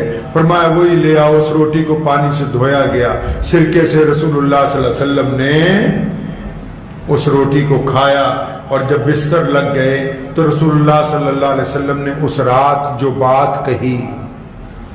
سنو مسلمانوں, یہ اسلام ایسے ہی نہیں یہاں تک پہنچا ہے. ہمارے نبی علیہ الصلوۃ والسلام نے دنیا کی زندگی کا کوئی شعبہ ایسا نہیں چھوڑا جس میں مسلمانوں کی رہنمائی نہ کی ہو. تبھی تو میں بار بار کہتا ہوں کہ ہم اس بات سے بے فکر ہیں, دنیا جو مرضی کہتی رہے, اسلام جیسی خوبصورت نظام کو نہیں لا سکتا ہے کوئی. نبی علیہ الصلوۃ والسلام کا جب بستر لگ گیا, ام ہانی نے کہا یا رسول اللہ بستر لگ گیا. نبی علیہ الصلوۃ والسلام نے فرمایا ہانی آج آرام نہیں کرنا ہے, آرام نہیں کرنا ہے آج. بستر پہ بیٹھے, فرمایا سامنے بیٹھو. اندازہ لگاؤ کہ اس رات جب مکہ فتح ہوا رسول اللہ نے اپنی بہن کو کیا کہا ہوگا کہ میں 10,000 کا لشکر لے کے آیا ہوں. آج میں آگے ابن ولید کا بیٹا تھا جس کی دھوم مچی ہوئی تھی, جس کے گھوڑوں کی ٹاپیں سن کے کفار کے دل پھٹ گئے. آج عمر ساتھ میں ہے, آج ابو بکر ساتھ میں ہے, آج علی رضی اللہ تعالیٰ عنہ ساتھ میں ہے, عثمان ساتھ میں, 10,000 کا لشکر. کیا کہا ہوگا اپنی بہن کو؟ آپ کیا کہتے ہیں جا کے اپنے گھر والوں کو؟ آپ جب ترقی کر لیتے ہیں آپ کیا کہتے ہیں اپنی بہن کو جا کے؟ آج اگر کوئی دنیا میں ترقی کرتا ہے نا, وہ کہتا ہے کہ ذرا ہوٹر ہارن زور سے بجا کے نکلو رشتہ داروں کے آگے سے, ان کو پتہ لگے کہ میں پاور میں آ گیا ہوں, ہم نے گاڑی خرید لی ہے. ذرا زور سے موٹر سائیکل کی ہارن بجاؤ, بلٹ کی, پتہ لگے گوانڈیوں کو, رشتہ داروں کو ہم نے موٹر سائیکل خرید لیا ہے. بار بار جیب میں سے موبائل نکالتا ہے آج کا بندہ کہ سامنے والے کو پتہ لگ جائے کہ یہ 1.5 لاکھ کا ہے. بار بار کپڑے دکھانے کی کوشش کرتا ہے کہ بڑے قیمتی ہیں. آج کے دور میں لوگ کیا بات کرتے ہیں جب اپنے رشتہ داروں کے آ جاتے ہیں, اپنے گھر جاتے ہیں, کیا باتیں کرتے ہیں یار؟ اگر کوئی دولت مند جاتا ہے وہ یہ کہتا ہے یار اتنے کروڑ کا سودا کر لیا, آج اتنے کروڑ کی دکان خرید لی, فلاں زمین خرید لی, فلاں فیکٹری لگانے لگا ہوں. جو دولت مند جاتے ہیں وہ ایسی باتیں کرتے ہیں رشتہ داروں سے کہ بس آج ایک پروجیکٹ لگا ہوا تھا لدھیانہ میں, بس وہیں آیا تھا دیکھنے کے لیے, سوچا آپ سے بھی ملتا چلوں. اچھا دیندار اگر چلے جائے, دیندار بندہ, یہ کون سا کم ہوتے ہیں دولت مندوں سے؟ غرور اپنا اپنا ہوتا ہے, کسی کو دولت کا غرور ہے, کسی کو دین کا غرور ہے. یہ دیندار بندے کے اپنے رشتہ داروں کے گھر جاتے ہیں, یہ کیا کرتے ہیں؟ او بیٹا نماز پڑھو کو, وہ نماز پڑھو, داڑھی رکھو, جھوٹ نہیں بولنا, یہ فلاں تسبیح کرو اتنا فائدہ ہوگا. ساڑھے پنجاب چ کہاوت مشہور ہے نا کہ کوئی حج کر کے آ جائے. میں کل بتا رہا تھا جماعت کے ساتھی آئے ہوئے تھے ان کو بھی کہ کوئی آ جائے چلہ لگا کے حج کر کے, یا مدرسے سے فارغ ہو کے مولوی بن کے آ جائے, جدو حج کر کے آندہ سوچتا باقی پینڈ دا کافر ہی ہے, میں کلہ ہی مسلمان ہے. تو دیندار بندہ اپنے گھر والوں کو کیا بتائے گا جی؟ ارے نماز پڑھو, روزہ رکھو, جھوٹ نہ بولنا, سچ بولا کرو, یہ کرو وہ کرو, 200 نصیحتیں دے دے گا اس کو. اچھا افسر چلا جائے کوئی, وہ اپنی شیخی بگارنے لگے گا کہ میں فلاں جگہ کپتان تھا, میں نے اتنے ملزم پکڑ لیے, میں فلاں جگہ تھا تو میں نے شہر کو اتنا خوبصورت بنا دیا, میں فلاں جگہ تھا. لوگ یہ باتیں کرتے ہیں رشتہ داروں سے, کیوں کرتے ہیں؟ اپنی دھاک بٹھانے کے لیے. وہ دھاک جس کو مٹی ہونا ہے. قبرستان میں ایسے ہزاروں لوگ موجود ہیں جو کل تک کہتے تھے کہ اگر ہم نہیں رہے تو پھر یہ دنیا نہیں چلے گی. ایسے ہزاروں لوگ موجود ہیں. آپ سوچیں کہ نبی علیہ الصلوۃ والسلام نے کیا کہا ہوگا اس رات کو. آپ کی عقل دنگ رہ جائے گی اگر آپ پڑھیں گے کبھی ان واقعات کو. حضرت محمد صلی اللہ علیہ وسلم بیٹھے، اپنی بہن کو سامنے بٹھایا، اور یہ بات ہی نہیں ہوئی کہ نماز پڑھنا، روزہ رکھنا، حج کرنا، زکوٰۃ دینا، فلاں تسبیح کرنا، اس رات ایسی کوئی بات نہیں ہوئی۔ یہ بھی بات نہیں ہوئی کہ مکہ فتح ہوا، یہ بھی بات نہیں ہوئی کہ بدر کیسے جیتی، یہ بھی بات نہیں ہوئی کہ احد کیسے جیتا گیا، یہ بھی بات نہیں ہوئی کہ خندق میں کیا ہوا، یہ بھی بات بھی نہیں ہوئی کہ مکے میں میٹھے کنویں کیسے لے لیے گئے، یہ بھی بات نہیں ہوئی کہ مسجد نبوی کی تعمیر کیسے ہوئی۔ اس رات جو بات ہوئی، زمین کی چھاتی پھٹ گئی تھی، آسمان کا سینہ چر گیا تھا۔ محمد رسول اللہ نے اپنی بہن کو اپنے سامنے بٹھایا اور فرمایا، ہانی تم تو مجھ سے عمر میں بڑی ہو، ہانی تمہیں پتا ہے کہ جب میں پیدا ہونے والا تھا، میری پیدائش سے صرف 2-3 ماہ پہلے میرے ابو اس دنیا سے چلے گئے۔ ہمنی میں نے اپنے باپ کو نہیں دیکھا، تم نے تو دیکھا ہے نا سید عبداللہ کو۔ تم بتاؤ میرے ابو کیسے تھے، وہ دکھتے کیسے تھے، ان کا چہرہ کیسا تھا، وہ بولتے کیسے تھے، ان کا قد و قامت کیسی تھی، بتاؤ نا ہانی، تم نے میرے باپ کو دیکھا ہے۔ آج کی رات محمد رسول اللہ کو بتاؤ کہ محمد رسول اللہ کے والد کیسے تھے۔ ہانی کہتی ہے میں رو رہی ہوں۔ محمد رسول اللہ نے پھر کہا، ہانی تجھے یاد ہے میں 6 سال کا تھا، میری ماں مجھے چھوڑ کے چلی گئی، ابوا کے مقام پر میری ماں کی قبر بنائی گئی۔ ہانی میں نے اپنی ماں کو اچھی طرح نہیں سیانا، میں اپنی ماں سے اچھی طرح نہیں مل سکا۔ تو بتا ہانی، تو نے سیدہ آمنہ کو دیکھا ہے، میری ماں کیسی تھی؟ ہانی بتاؤ آج کی رات مجھے۔ محمد رسول اللہ صلی اللہ علیہ وسلم بار بار اپنی ماں کا پوچھتے ہیں، بار بار اپنے باپ کا پوچھتے ہیں۔ اندازہ لگاؤ دن کون سا ہے؟ دن فتح مکہ کا ہے، اور یاد کس کو کر رہے ہیں؟ یاد اپنے والدین کو کرتے ہیں، پھر اپنے چچاؤں کا ذکر کرتے ہیں، اپنے دادا کا ذکر کرتے ہیں۔ ہانی کہتی ہے محمد رسول اللہ ساری رات اپنے اکابر کو یاد کرتے رہے، وہ بھی روتے رہے، ہمیں بھی بتاتے رہے، اور دنیا کو بتا دیا مسلمانوں جس دن پاور میں آنا ہے اس دن پہلے ان کو یاد کرنا ہے جنہوں نے تمہیں اس مقام تک پہنچانے کے لیے اپنی زندگیاں لگا دی تھی۔ اس کا نام اسلام ہے، ایسے دین ہم تک پہنچا ہے۔ محمد رسول اللہ صلی اللہ علیہ وسلم نے کر کے دکھایا ہر ایک کام، باتیں نہیں کی۔ 24 سال کی نبوت کی زندگی، اور آج پوری دنیا کے اندر اسلام سب سے بڑا مذہب، اور پھر پوری دنیا کے جو گنڈے ہیں ان کو صرف مسلمانوں سے تکلیف ہے۔ یہ اس بات کی زندہ دلیل ہے کہ محمد رسول اللہ نے زمینوں کو فتح نہیں کیا، محمد رسول اللہ دلوں کو فتح کر دی۔ رمضان کے اس مقدس جمعے کے موقع پہ ہماری بھی ذمہ داری بنتی ہے کہ ہم بھی اپنے نبی علیہ السلام کی سیرت پہ چلیں گے انشاءاللہ۔ مجھے پرسوں ایک بندہ ملا، مجھے نوجوان سا لڑکا تھا 16-17 سال کا، تو مجھے کہنے لگا میں ایک مسجد میں جا کے بیٹھ گیا ہوں، بس مسجد میں جھاڑو مارتا ہوں، وہاں کوئی ہے نہیں، بس مسجد میں لگا ہوں۔ کہتا 2 مسلمان میرے پاس آئے، کہنے لگے کوئی کام کر لے، تو کہتا میں نے کہا اس سے بہتر کام کیا ہوگا، اس سے اچھا کام کیا ہوگا کہ مسجد کی خدمت لگ گئی ہے۔ تو میں نے اسے مختصر سا واقعہ سنایا۔ متعدد روایات میں آتا ہے کہ ایک بڑے میاں جنگل میں گئے اللہ اللہ کرنے کے لیے، انہوں نے دیکھا ایک لومڑی ہے، اس کے دونوں پیروں کو اپاہج ہے، پولیو ہوا ہے، تو سوچنے لگے یہ کھاتی کیسی ہوگی، درخت پر بیٹھ گئے تو دیکھا شام کو شیر آیا شکار لے کے، اس کے پاس بیٹھ کے کھایا اور پھر چلا گیا۔ وہ بچا ہوا شکار لومڑی نے کھا لیا، تو دل میں یہ بات گھر کر گئی کہ اللہ نے رزق کا وعدہ کیا ہے، جہاں مرضی بیٹھ جاؤ اللہ رزق دے گا۔ گھر آ گئے، گھر والوں کو کہا بھی آج سے کام کوئی نہیں کرنا، اللہ اللہ ہی کرنی ہے 24 گھنٹے، نمازیں پڑھنی ہے، اللہ اللہ کرنی ہے، اللہ اللہ کرنی ہے۔ تو اللہ اللہ شروع کر دی، سارے کام وام بند کر دیے۔ تو وہاں سے ایک اللہ والے گزرے، تو انہوں نے پوچھا بھائی کیا بات، یہ تم صرف گھر میں اللہ اللہ ہی کرتے رہتے ہو، باہر کے کام پہ نہیں جاتے؟ کہنے لگا میں جنگل گیا تھا، ایک اپاہج لومڑی کو بھی اللہ رزق دیتے ہیں، اپاہج لومڑی کو بھی۔ اور فرمایا بیوقوف گدھے، اللہ نے تجھے شیر دکھایا، اللہ نے تجھے جنگل میں کیوں بھیجا؟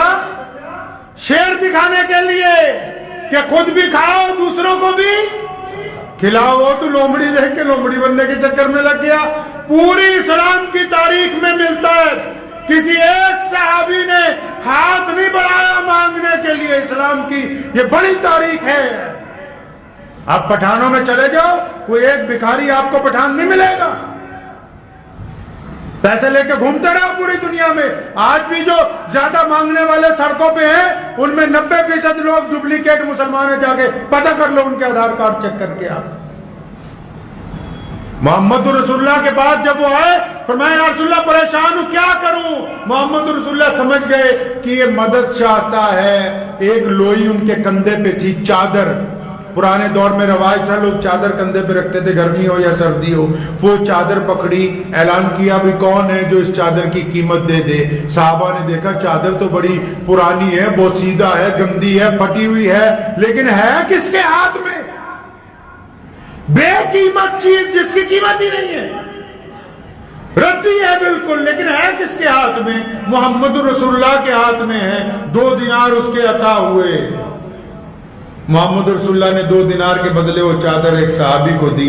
वो 2 दिनार उस आदमी को पकड़ाए, फरमाया बाजार जाओ, एक कटोरा खरीदो, उसमें खाना खाया करना।